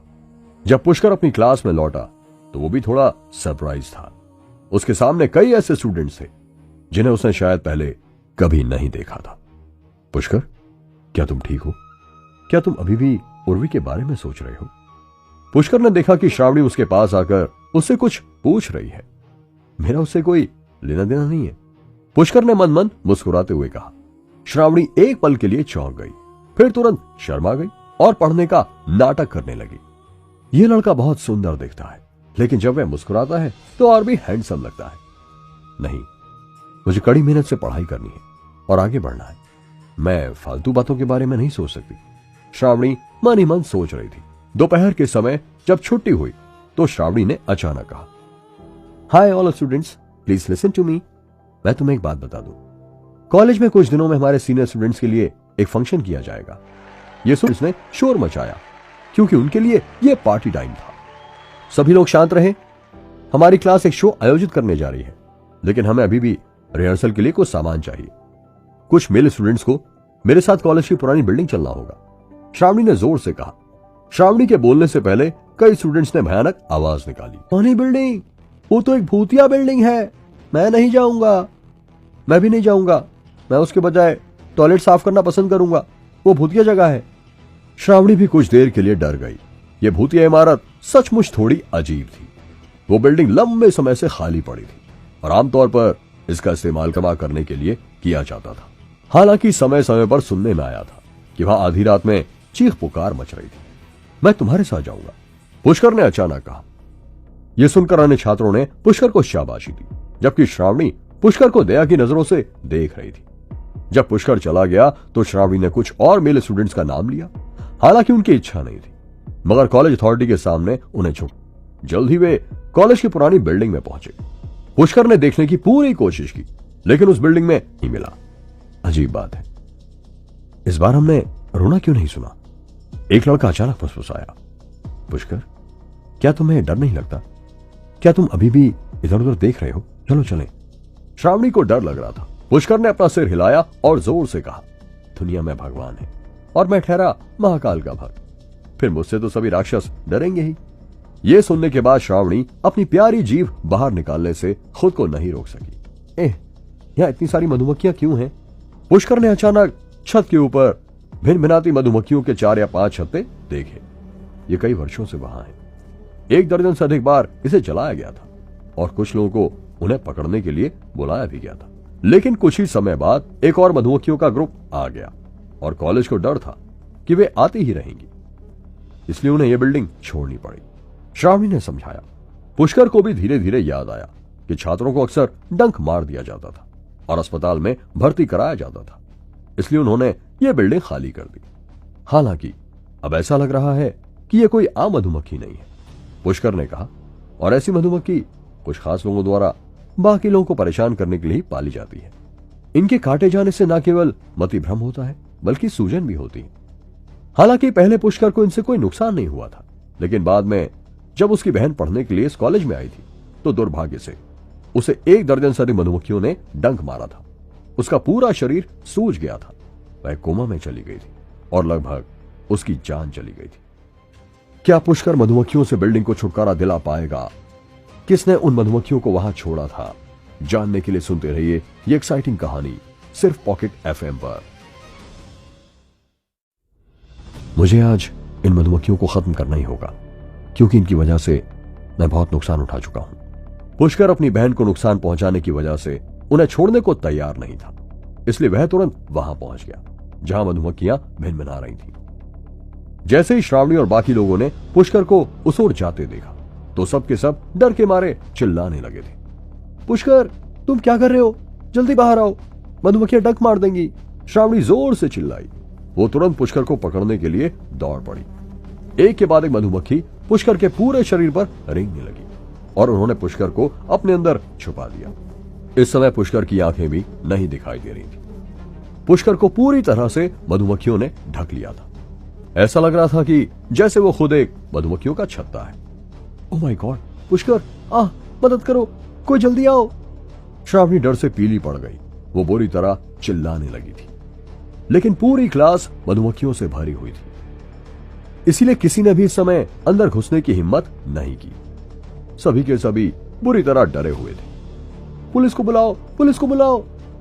श्रावणी ने जल्दी से अपना फोन निकाला और वो 100 नंबर पर डायल करने ही वाली थी कि तभी अचानक एक आवाज आई। नहीं, मैं ठीक हूं, रुक जाओ। पुष्कर, पुष्कर, क्या तुम ठीक हो? जल्दी बाहर आओ। श्रावणी इतनी डरी हुई थी कि वह लगभग रो पड़ी, लेकिन फिर भी उसने पुष्कर की बात सुनी और कोने में छिप गई। इन सभी को मार डालो। पुष्कर ने अपने शरीर को हिलाया और उस पर रेंगने वाली हजारों मधुमक्खियां जमीन पर ऐसे फैल गईं जैसे रेत उससे चिपक गई हो। और फिर अचानक से पुष्कर मधुमक्खियों के हटने के बाद दिखाई दिया। उसे कोई चोट नहीं आई थी। श्रावणी, जो कोने में छिपी हुई थी, वो शॉक में थी। ओह गॉड, पुष्कर, ये तुमने कैसे किया? वो अचानक ही चिल्लाई। श्रावणी ने अपनी आंखें मली। वो दूसरों से पूछना चाहती थी कि क्या वह सपना देख रही है, लेकिन उसके बगल में कोई नहीं था। पूरी क्लास में मधुमक्खियां जमीन पर गिरी हुई थी, उनमें से एक भी जीवित नहीं थी। पुष्कर ने अपने कपड़े झाड़े और सीधे जमीन पर पड़ी हुई मधुमक्खियों की लाशों के पास चला गया। उसने गुप्त रूप से अपने हाथ में क्रिस्टल मधुमक्खी पकड़ रखी थी। एक नजर में ये बाकी मधुमक्खियों से अलग लग रही थी, जैसे कि ये एक क्रिस्टल मूर्ति हो। दूसरे शब्दों में बोला जाए तो मधुमक्खियों की रानी। पुष्कर, क्या तुम सचमुच ठीक हो? ऐसा कैसे हो सकता है? श्रावणी डरते हुए आगे बढ़ी और उसने पुष्कर के चेहरे को छुआ। फिर उसने आश्चर्य से पुष्कर को चारों ओर से देखा, जैसे वो उसके शरीर को जांच रही हो। जब उसे पता चला कि पुष्कर को बिल्कुल भी फर्क नहीं पड़ा, तो उसे राहत महसूस हुई। दरअसल मैंने अपने शरीर पर एक विशेष पेस्टिसाइड लगाया था, जिसकी गंध सूंघते ही सारी मधुमक्खियां मर गईं। लेकिन पुष्कर के इस रीजन पर कोई बिलीव नहीं करेगा, इसलिए उसे कोई और अच्छा सा बहाना सोचना होगा। पुष्कर ने शांति से क्रिस्टल रानी मधुमक्खी को अपने हाथ से हटा दिया। सभी टीचर्स और कुछ कॉलेज के क्लिनिक में काम करने वाली नर्स भी बिल्डिंग के बाहर नीचे इकट्ठा हो गई थी। लेकिन जैसे उन्होंने पुष्कर और श्रावणी को बिल्कुल ठीक ठाक नीचे आते देखा, तो सभी के सभी चौंक गए थे। पुष्कर, यह बहुत खतरनाक था, फिर कभी ऐसी हरकत मत करना। अगर सभी लोग ठीक हैं तो चलो वापस चलते हैं, श्रावणी ने कहा। पूरी क्लास में पुष्कर की इस हरकत के चर्चे चल रहे थे, मगर पुष्कर के दिमाग में कुछ और ही चल रहा था। यह सोचते हुए कि मधुमक्खियों की भिनभिनाहट की आवाज किसी को भी भ्रम में डाल सकती है, तो उसे अचानक एक विचार आया। चूंकि मधुमक्खियां किसी के भी दिमाग को भ्रम में डालने का कारण बन सकती हैं, तो क्या मैं इन मरी हुई मधुमक्खियों से डिल्यूजन टेक्निक की उन 6 लेयर्स को तोड़ सकता हूं? पुष्कर ने इसके बारे में सोचा और फिर कागज पर लिखना और चित्र बनाना शुरू कर दिया। दोपहर तक वह कोई खास प्रोग्रेस नहीं कर पाया था। इस समय क्लास में अचानक ही बच्चे चिल्लाने लगे। ओह टीचर, आखिरकार आप आ गई। हमें आपको देखकर बहुत खुशी महसूस हो रही है। बहुत खूब, देखो आप तो हमेशा की तरह बहुत ही सुंदर लग रही हो। इनके बारे में बहुत सारी अफवाहें फैली हुई थी। रूमर्स थे कि ये और पुष्कर अस्पताल में एक ही रूम में रुके थे। अपना नाम सुनते ही पुष्कर का ध्यान उन लोगों पर आया। उसने ऊपर देखा और टीचर अंकिता को अपने पोडियम पर खड़ा पाया। उसका मनमोहक रूप और वो पोडियम पर झुककर खड़े होने की अदा क्लास के सभी लड़कों का ध्यान अपनी ओर खींच रही थी। फिर ऐसे खूबसूरत और जवान टीचर हो तो क्लास के लड़कों को अपने साथ ही लड़कियां क्यों ही दिखाई देंगी? और ऊपर से अंकिता के अपने गिरते हुए पल्लू को बार बार संभालना उसे सबकी आंखों का तारा बनाए हुए था। हाय माय स्वीट स्टूडेंट्स, मैं कुछ पर्सनल रीजन से इतने दिनों आप सभी लोगों से दूर थी। तो क्या आप इन दिनों आलसी तो नहीं हो गए हो? अंकिता ने हंसते हुए कहा, टीचर मुझे लगता है कि आप भी हमारे बारे में, इसलिए आपका वजन कम हो गया है। क्लास के लड़के तरह तरह के कमेंट करके अंकिता के साथ मजाक कर रहे थे। अंकिता ने मुस्कुराते हुए कहा, आप लोग मेरी चिंता ज्यादा ना करो और अपनी पढ़ाई पर भी ध्यान दो। पुष्कर ने तभी टाइम देखा, इन सब के पास इतनी बकवास बातें आती कहां से? तभी पुष्कर के पीछे बैठे हुए एक लड़के ने उसकी मेज को थपथपाया और फुसफुसाते हुए कहा, पुष्कर तू तो बड़ा चालू है बे। मैंने सुना है कि अंकिता मैडम के साथ तू भी अस्पताल में था और उनका ख्याल रख रहा था, क्या ये सच है? Teacher student relationship.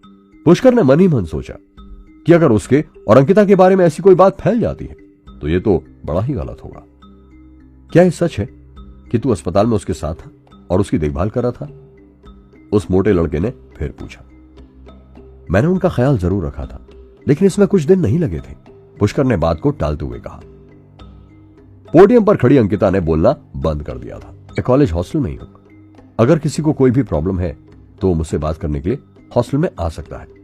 और हाँ, तुम पुष्कर, तुम मुझसे क्लास के बाद मिलना। अंकिता ने यूं ही पुष्कर से कह दिया था, मगर उसकी इस बात ने क्लास के सभी लड़कों के चेहरे पुष्कर की ओर घुमा दिए थे। क्लास के सभी लड़के आपस में बात करने लगे थे और पुष्कर की ओर देखकर हंस रहे थे। इन दोनों के बीच क्या चल रहा है?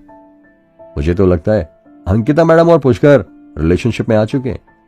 तभी पुष्कर की पिछली सीट पर बैठा हुआ मोटा लड़का तुरंत रोने लगा। सब कुछ खत्म हो गया, कुछ भी नहीं बचा, अब मेरा क्या होगा? अंकिता भी लड़कों की बात हल्के हल्के सुन पा रही थी, इसलिए वो शर्मा गई और उसे एहसास हुआ कि उसे क्लास में सबके सामने पुष्कर को नहीं बुलाना चाहिए था, इसलिए वो तेजी से बाहर चली गई। पुष्कर भी चुपचाप बैठा हुआ था। फिर जैसी क्लास खत्म हुई वो बाहर आ गया। जब पुष्कर कॉलेज के गेट पर पहुंचा तो उसे बाहर एक बड़ी सी गाड़ी खड़ी दिखाई दी। मिस्टर पुष्कर, क्या आप घर जा रहे हैं? मैं उसी रास्ते पर जा रहा हूं, मैं आपको छोड़ दूंगा। माजिद जल्दी से कार से बाहर निकला और पुष्कर को देखते ही उसके पास आकर बोला। पुष्कर ने अपनी घड़ी पर नजर डाली और कहा, कुछ गड़बड़ है क्या? पुष्कर के सवाल पर माजिद थोड़ा झेप गया था। उसने तुरंत कहा, आज रात मुझे क्लब के इनॉग्रेशन में जाना है, अगर आप फ्री हैं तो क्या आप मेरे साथ चल सकते हैं? पुष्कर ने कहा, अभी तो मैं खाली नहीं हूं, लेकिन जब मुझे टाइम मिलेगा तो मैं आपके साथ जरूर बैठूंगा। और आगे से इस तरह के काम के लिए मेरे कॉलेज मत आना, क्योंकि मैं फालतू में परेशान नहीं होना चाहता। माजिद पुष्कर की ताकत देख चुका था, इसलिए उसने ज्यादा बकवास करना ठीक नहीं समझा। माजिद ने जल्दी से कहा, ऐसा लगता है कि मैंने अच्छा नहीं सोचा। मैं वैसे आपको फोन करना चाहता था, लेकिन मेरे पास आपका नंबर नहीं है मिस्टर पुष्कर। पुष्कर ने अपना मोबाइल फोन निकाला और उसे सौंप दिया। माजिद बहुत खुश हुआ और उसने तुरंत पुष्कर के मोबाइल फोन से अपना नंबर डायल किया। यह हमारे क्लब का प्लैटिनम कार्ड है, इसलिए जब भी कभी आपको टाइम मिले तो जरूर आइएगा। माजिद ने कार्ड देते हुए पुष्कर से कहा। पुष्कर ने मोबाइल फोन और प्लैटिनम कार्ड ले लिया और उन्हें बिना देखे रख लिया। Okay bye. Bye mister Pushkar, Majid ने कहा। उर्वी, देखो वो पुष्कर ही है ना, स्कूल के गेट पर। रचिता ने पुष्कर को अपना सेल फोन माजिद को सौंपते हुए देखा, इसलिए उसने तुरंत उर्वी को अपने पास खींचते हुए कहा, हाँ है तो पुष्कर ही, पर वे लोग कौन है? वो मुझे शरीफ लोग नहीं नजर आ रहे हैं। उर्वी ने बहु सिकोड़ कर देखा, हालांकि वह माजिद को नहीं पहचानती थी। भगवान ही जानता है कि इसमें क्या सच्चाई है। पुष्कर गलत लोगों के साथ है। मुझे यकीन है कि वह गैंगस्टरों के साथ शामिल हो गया है। वो लड़ाई में अच्छा है और ऐसे गलत लोगों को पुष्कर जैसे फाइटर्स की बहुत जरूरत रहती है, रचिता ने ठंडी आवाज में कहा। उर्वी के भाव भी बदल गए थे और उसने अचानक कुछ सोचा। पुष्कर ने उस रात हाईवे पर कई लोगों को मारा था, लेकिन क्या वो लड़ाई में इतना अच्छा था कि उसे ऐसे लोग अपने साथ शामिल कर लें? और अगर पुष्कर इन लोगों को पहले से ही जानता था तो क्या पुष्कर ने जानबूझकर मंगल और बाकी लड़कों को पिटने दिया था, या फिर उन गैंगस्टर्स के साथ पहले ही शामिल हो गया है, तभी तो वो सेफली उस रात महल पाया था। सही, वो पक्का इन लोगों के साथ है। उर्वी ने पुष्कर को गुस्से से देखा और फिर चुपचाप अपना सिर थोड़ा हिलाया। पुष्कर, तुम पढ़ाई में इतना पीछे चल रहे हो, तुम्हें इस समय अपनी पढ़ाई पर ध्यान देना चाहिए। उर्वी ऐसे ही बातें मन ही मन पुष्कर के बारे में सोचते हुए आगे चलने लगी। तभी रचिता ने कहा, चलो चलें, तुम्हें अयान के साथ बाहर जाना है, तो क्या तुम कपड़े बदलने के लिए हॉस्टल जाओगी? उर्वी अब बिल्कुल भी मूड में नहीं थी। उसने अचानक कहा, जाओ, मैं नहीं जा रही हूं, तुम मुझसे कह देना कि मेरी तबीयत खराब है, मैं कहीं नहीं जाना चाहती। क्या तुम नहीं जा रही हो? क्या तुम्हें अयान पसंद नहीं है? तुमने कहा था कि तुम उसे एक मौका दोगी। अब तुमने उसके साथ डिनर फिक्स कर लिया है और अब तुम मना कर रही हो? क्या तुम्हारा दिमाग खराब हो गया है? रचिता ने उर्वी से कहा। उर्वी ने हाथ फेंकते हुए गुस्से से कहा, मैंने कब कहा कि मुझे अयान पसंद है? I just said that to Pushkar, we haven't even touched each other. बकवास मत करो, मैं वैसे भी नहीं जाऊंगी। अगर तुम्हें अयान के साथ डिनर करने का शौक है तो जा सकती हो, मुझे वैसे भी घर जाना है। अरे उर्वी, रुको तो सही। रचिता चिल्लाती हुई उर्वी के पीछे भागी। पुष्कर ने सिर हिलाया और आगे चल पड़ा। आनंद महिंद्रू ने उसे जो घर दिया था वह स्कूल के ठीक पास था और उसे चलने में ज्यादा समय नहीं लगता था। पुष्कर आनंद महिंद्रू के दिए गए पते को ढूंढता हुआ एक घर के बाहर आ चुका था। रुको, तुम किसे ढूंढ रहे हो? एक पीले दांत वाले गार्ड ने अचानक पुष्कर का रास्ता रोक लिया। उसके मुंह में सिगरेट थी और उसे चिल्लाते हुए कहा था। पुष्कर ने कहा, मैं इसमें रहता हूं। तुम यहां रहते हो? पहले तुम कहां रहते थे? पीले दांत वाले दरबान ने सिगरेट का आखिरी कश खींचा और सिगरेट का बट फेंक दिया। क्या उर्वी पुष्कर के बारे में अपनी मां से शिकायत कर देगी? क्या पुष्कर डिल्यूजन टेक्निक का सॉल्यूशन ढूंढ पाएगा? जानने के लिए सुनते रहिए ये एक्साइटिंग कहानी सिर्फ पॉकेट एफएम पर। मैंने तुम्हें यहां पहले कभी नहीं देखा है। अच्छा होगा कि तुम चले जाओ। सिक्योरिटी गार्ड पुष्कर को ऊपर से नीचे तक देखता रहा और इस समय यही सोच रहा था कि ये लड़का तो उसने पहले कभी यहां नहीं देखा है। मैं नंबर 17 में रहता हूं। पुष्कर को यह भी पता था कि वो यहां पहली बार आया है, इसलिए उसे गार्ड को अपना इंट्रोडक्शन देना होगा। अरे नंबर 17? वह तो महिंद्रू परिवार का विला है। मैं तुमसे कह रहा हूं बच्चे, तुम चुपचाप दूसरी जगह चले जाओ। तुम गलत जगह आ गए हो। मेरी आंखें लोगों को पहचानने में धोखा नहीं खाती हैं। यहां रहने वालों की शक्ल मैं अच्छी तरह से जानता हूं, इसलिए यहां से चले जाओ। पीले दांतों वाले गार्ड ने गुस्से से अपना हाथ लहराया। पुष्कर ने अपने कपड़ों पर अजीब नजर डाली और पूछा, क्या मैं तुम्हें कोई ठग जैसा दिखता हूं? पीले दांतों वाला गार्ड मुस्कुराया। उसकी आंखों में तिरस्कार की झलक थी। तुम ऐसे नहीं दिखते या सच में दिखते हो? पूछने की जहमत मत उठाओ। इस एरिया में यह सबसे सुंदर सोसाइटी है और तुम्हें देखकर नहीं लगता कि तुम यहां रह सकते हो। चलो भी, आज मेरा मूड खराब है। अगर तुम मुझे परेशान करते रहे तो मैं तुम्हारी पिटाई कर दूंगा। गार्ड ने पुष्कर को धमकाते हुए कहा। पुष्कर ने अपना सिर हिलाया, अपना सेलफोन निकाला और सीधे कॉल किया। हाँ, जिसे फोन करना है कर लो। गार्ड अभी भी उसे वैसे ही हंसते हुए देख रहा था। थोड़ी देर बाद सूट पहने हुए एक आदमी बहुत पसीना बहाता हुआ बाहर निकला। गार्ड चौंक गया और तुरंत उसका स्वागत करने के लिए दौड़ा और गार्ड के बाकी 3 साथी भी वहां पहुंचे। मिस्टर सेक्रेटरी, इतनी जल्दी क्या है? सेक्रेटरी ने दरवाजे पर खड़े हुए पुष्कर को देखा और तुरंत उसकी ओर दौड़ता हुआ आया। क्या आप मिस्टर पुष्कर हैं? जी हां, पुष्कर ने शांति से उत्तर दिया। सेक्रेटरी ने अपना हाथ पुष्कर की ओर बढ़ाया मगर पुष्कर ने उसे इग्नोर कर दिया। इस समय सेक्रेटरी को पता था कि कुछ गड़बड़ है। जब उसे महिंद्रू परिवार से फोन आया तो उसे पता चला कि महिंद्रू परिवार के स्पेशल गेस्ट को दरवाजे पर ही रोक दिया गया है। मिस्टर पुष्कर को किसने रोका? सेक्रेटरी गुस्से में चिल्लाया। वो गार्ड तुरंत घबरा गया। सेक्रेटरी के रवैये को देखते हुए यह स्पष्ट था कि उसने बहुत बड़ा अपमान किया है। सॉरी सर, मुझसे गलती हो गई सर। गार्ड ने माफी मांगते हुए कहा। सेक्रेटरी ने तेजी से उस गार्ड के चेहरे पर थप्पड़ जड़ दिया और कहा, गधे, तुम्हारे पास आंखें भी नहीं है ना? क्या गेस्ट और नए किराएदारों के लिए कोई प्रोसेस नहीं है? क्या तुम्हें नहीं पता कि पता करने के लिए कैसे कॉल किया जाए? तुम अपनी सैलरी लो और यहां से निकल जाओ। पीले दांत वाला गार्ड अचानक सिकुड़ गया, लगभग रोने लगा और हकलाने लगा। मुझे मत निकालो, मेरा चचेरा भाई यहां डायरेक्टर है, इसलिए मुझे मत निकालो। मुझे परवाह नहीं है कि तुम्हारा चचेरा भाई कौन है। अगर तुम बकवास करते रहोगे तो तुम्हारा चचेरा भाई भी बाहर निकल जाएगा। सेक्रेटरी ने उसे फिर से डांटा। यह विला सोसाइटी महिंद्रू परिवार की संपत्ति है और उन्होंने ये घर इस लड़के को दे दिया है, तो तुम खुद ही समझ सकते हो कि यह लड़का उनके लिए कितना स्पेशल है। सेक्रेटरी ने गार्ड से कहा। पीले दांतों वाला गार्ड इतना पछता रहा था कि वह सचमुच खुद को कुछ थप्पड़ मारना चाहता था। उसे दूसरों को इस नजर से नहीं देखना चाहिए था। क्या मैं अंदर जा सकता हूं? मैं जल्दी में हूं, पुष्कर ने कहा। सेक्रेटरी के पीछे चलते हुए पुष्कर अंदर आ गया था। उस समय सोसाइटी के बाहर एक लड़की अपनी गाड़ी के अंदर बैठे हुए पुष्कर को ही देख रही थी। उसने अपने ड्राइवर से कहा, क्या ये वही लड़का नहीं है जिसने चोर का बटुआ लिया था? तो ये लड़का भी यहीं रहता है? और सेक्रेटरी को भी जानता है। पुष्कर विला नंबर 17 में आ चुका था। ये सोसाइटी बहुत बड़ी थी। स्विमिंग पूल को देखते हुए पुष्कर थोड़ा मुस्कुराया। ऐसा लगता है कि मिस्टर महेंद्रू ने वास्तव में इसमें बहुत सोच विचार किया है। मैं भी उनके लिए एक अमृत बनाने वाला हूं। जल्द ही मैं उन्हें वो दूंगा। पुष्कर ने सबसे पहले अपने घर फोन किया। जब मेरे घर वाले बड़ा विला देखेंगे तो पता नहीं वे क्या सोचेंगे। जब मेरे पास बहुत सारा पैसा होगा तो मैं निश्चित रूप से अपने परिवार को ऐसी खुशियां दूंगा। पुष्कर ये सोच ही रहा था कि तभी उसके दरवाजे की घंटी बजने लगी। पुष्कर ने दरवाजा खोला और कहा, बताइए तुम किसे ढूंढ रही हो? दरवाजे पर लगभग 27 साल की एक मोटी औरत खड़ी थी। उसका चेहरा सुंदर और आंखें बहुत साफ थी। जब उसने पुष्कर को देखा तो वह मुस्कुराई और बोली, आप मिस्टर पुष्कर हैं? ठीक है, मैं आपके यहां काम करने के लिए आई हूं।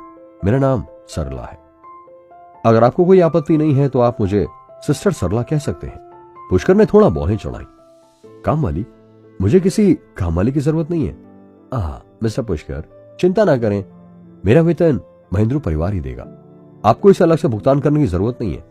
और मैं कई वर्षों से महेंद्रू परिवार में काम कर रही हूं और मैं बहुत अच्छे से काम करती हूं। आपको मुझसे कोई शिकायत नहीं होगी। सरला ने जल्दी से अपना परिचय पुष्कर को दिया। मैं आपकी क्षमता पर संदेह नहीं कर रहा हूं। मैं नहीं चाहता कि दूसरे आपको परेशान करें। वापस जाएं और महेंद्रू परिवार को बताएं कि मुझे किसी काम वाले की जरूरत नहीं है। पुष्कर दरवाजा बंद करने ही वाला था। ठीक है, ये कुछ जरूरी सामान है, मैं इन्हें रख देती हूं और फिर वापस चली जाऊंगी ताकि मैं महेंद्रू परिवार से फोन आने पर बता सकूं। सरला ने तुरंत बैग खोला जिसमें कुछ डेली यूज की चीजें थी। ठीक है, इसे अंदर रख दो। पुष्कर के कहते ही सरला ने खुशी से सिर हिलाया और बैग अंदर ले आई। मैंने वह सब कुछ खरीदा है जो मैं खरीद सकती थी, जिसमें कुछ खाने का सामान और कपड़े भी हैं, सरला ने पुष्कर से कहा और फिर वो चली गई। उसके बाद पुष्कर ने कॉलेज की भूतिया इमारत से मिली रानी मधुमक्खी को बाहर निकाला। वो हल्के से मुस्कुराया और उस पर रिसर्च करनी शुरू कर दी। ऐसा लगता है कि रानी मधुमक्खी कोई साधारण नहीं है। इसकी रिसर्च करने में मुझे जरूर कुछ समय लग जाएगा। पहले मुझे अंकिता मैडम को फोन करके उनसे छुट्टी ले लेनी चाहिए। पुष्कर ने सोचते हुए अंकिता को फोन किया। Hello madam. हेलो पुष्कर, तुम कहां हो? फोन के दूसरी ओर से अंकिता की आवाज आई। मैडम, मुझे कॉलेज की पुरानी बिल्डिंग में मधुमक्खियों ने काट लिया था, इसलिए 2-4 दिन के लिए घर पर ही रहना होगा, पुष्कर ने कहा। ठीक है पुष्कर, तुम अपना ख्याल रखना, लेकिन क्या मैं तुमसे मिलने के लिए आ सकती हूँ? अंकिता ने कहा। नहीं मैडम, उसकी कोई जरूरत नहीं है। मैं ठीक होने पर कॉलेज में ही आपसे मिल लूंगा, पुष्कर ने कहा और फोन काट दिया। उसके बाद पुष्कर घर पर ही रहा और वो डिल्यूजन विद्या के बारे में सीखता रहा।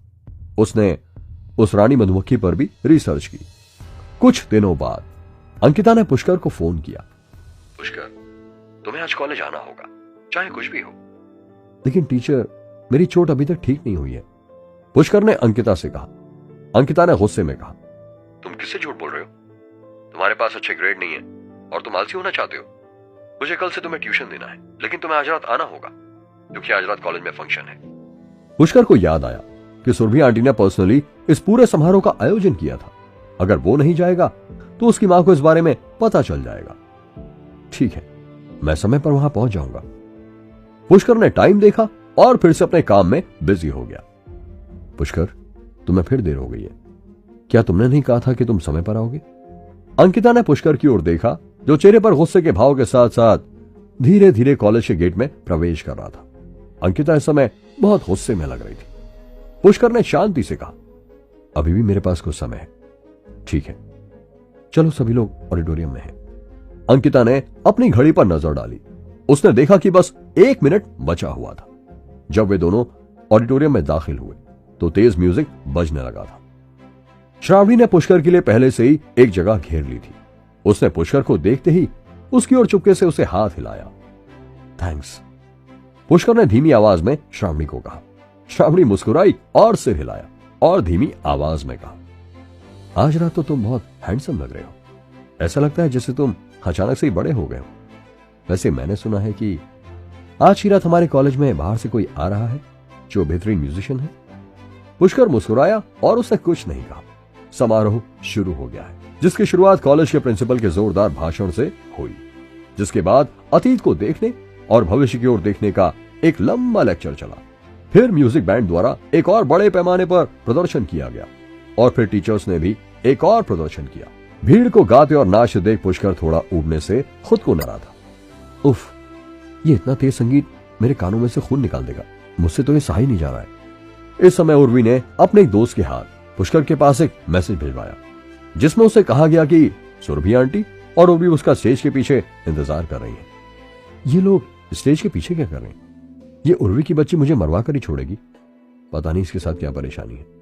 पुष्कर ने मन ही मन उर्वी को कोसते हुए कहा, कहीं सुरभि आंटी को मेरी छुट्टी के बारे में पता तो नहीं चल गया होगा ना। पुष्कर ये सब सोचते हुए स्टेज के पीछे की ओर जा रहा था। जब पुष्कर स्टेज के पीछे पहुंच गया तो उसने देखा कि कुछ बच्चे भी वहां खड़े हुए थे जो स्टेज पर परफॉर्म करने वाले थे। पुष्कर, बेटा यहां आओ और अपने सीनियर से मिलो। सुरभि ने दूर से पुष्कर की ओर हाथ हिलाया। वहां पुष्कर के कई परिचित लोग थे, लेकिन पुष्कर का सबसे अधिक ध्यान खींचने वाली उर्वी ही थी। वह कॉलेज की 4 सबसे सुंदर लड़कियों में से एक, और इस समय वो एक खूबसूरत इवनिंग गाउन पहने हुए है और उस गाउन में उर्वी गजब के खूबसूरत लग रही थी। उर्वी के बगल में मंगल, रचिता और अन्य लोगों का एक ग्रुप भी खड़ा हुआ था। जब इन लोगों ने पुष्कर को आते देखा तो अचानक ही उन सबके चेहरे से हंसी गायब हो गई, लेकिन पुष्कर ने उनकी कोई परवाह नहीं की और उस लड़के की ओर देखा जो सुरभि आंटी के बगल में खड़ा हुआ था। अरे, क्या ये वही लड़का है जिसके बारे में आप बात कर रही थी? उस लड़के ने अजीब सी नजरों से घूरते हुए पुष्कर को ऊपर से नीचे तक देखा। सुरभि आंटी ने मुस्कुराते हुए कहा, Suyash, please meet Pushkar, he is the hidden gem, my friend. Pushkar की मां एक प्रतिभाशाली संगीतकार है। जब वे कॉलेज में थी तब भी हमारी यूनिवर्सिटी के म्यूजिक प्रोफेसर ने इसकी मां की प्रशंसा की थी। इस तरह की म्यूजिकल टैलेंट विरासत में मिलती है। सुयश धीरे से हंसा और बोला, सचमुच, हालांकि म्यूजिकल टैलेंट विरासत में मिलना चाहिए, लेकिन आज के यूनिवर्सिटी के म्यूजिक प्रोफेसर बेकार है। If you are really good तो आप मेरी तरह म्यूजिक शोज कर रहे होते। हाँ, तो बाद में उसे आपके लिए एक गाना गाने दीजिए। सुरभि ने पूछा, ठीक है, तो पहले थोड़ी प्रैक्टिस जरूर कर लेना, क्योंकि मेरे कान बेकार आवाज नहीं सुनना चाहते, सुयश ने कहा और अपने हाथ की हथेली से अपना पसीना पोंछते हुए कहा, मुझे तो अभी भी बहुत गर्मी महसूस हो रही है। पुष्कर को बिल्कुल भी नहीं पता था कि क्या हो रहा है, इसलिए उसने तुरंत कहा, आंटी, आप क्या चाहती हैं कि मैं गाऊं? मेरा दूसरों के लिए गाने का कोई इरादा नहीं है। तभी उर्वी ने बगल से नाराज होते हुए कहा, पुष्कर, मेरी मम्मी ने आखिरकार तुम्हें अपना टैलेंट दिखाने का मौका दिया है, तो भी तुम्हें इसका फायदा नहीं दिखाई देता और फिर भी तुम अच्छे बने रहते हो। इसे कहते हैं अपने टैलेंट को ना पहचानना। रचिता ने उर्वी का हाथ पकड़कर कहा, क्या पुष्कर फंक्शन में गाना गाएगा? उर्वी आखिर क्या खिचड़ी पका रही है? जानने के लिए सुनते रहिए ये एक्साइटिंग कहानी सिर्फ पॉकेट FM पर।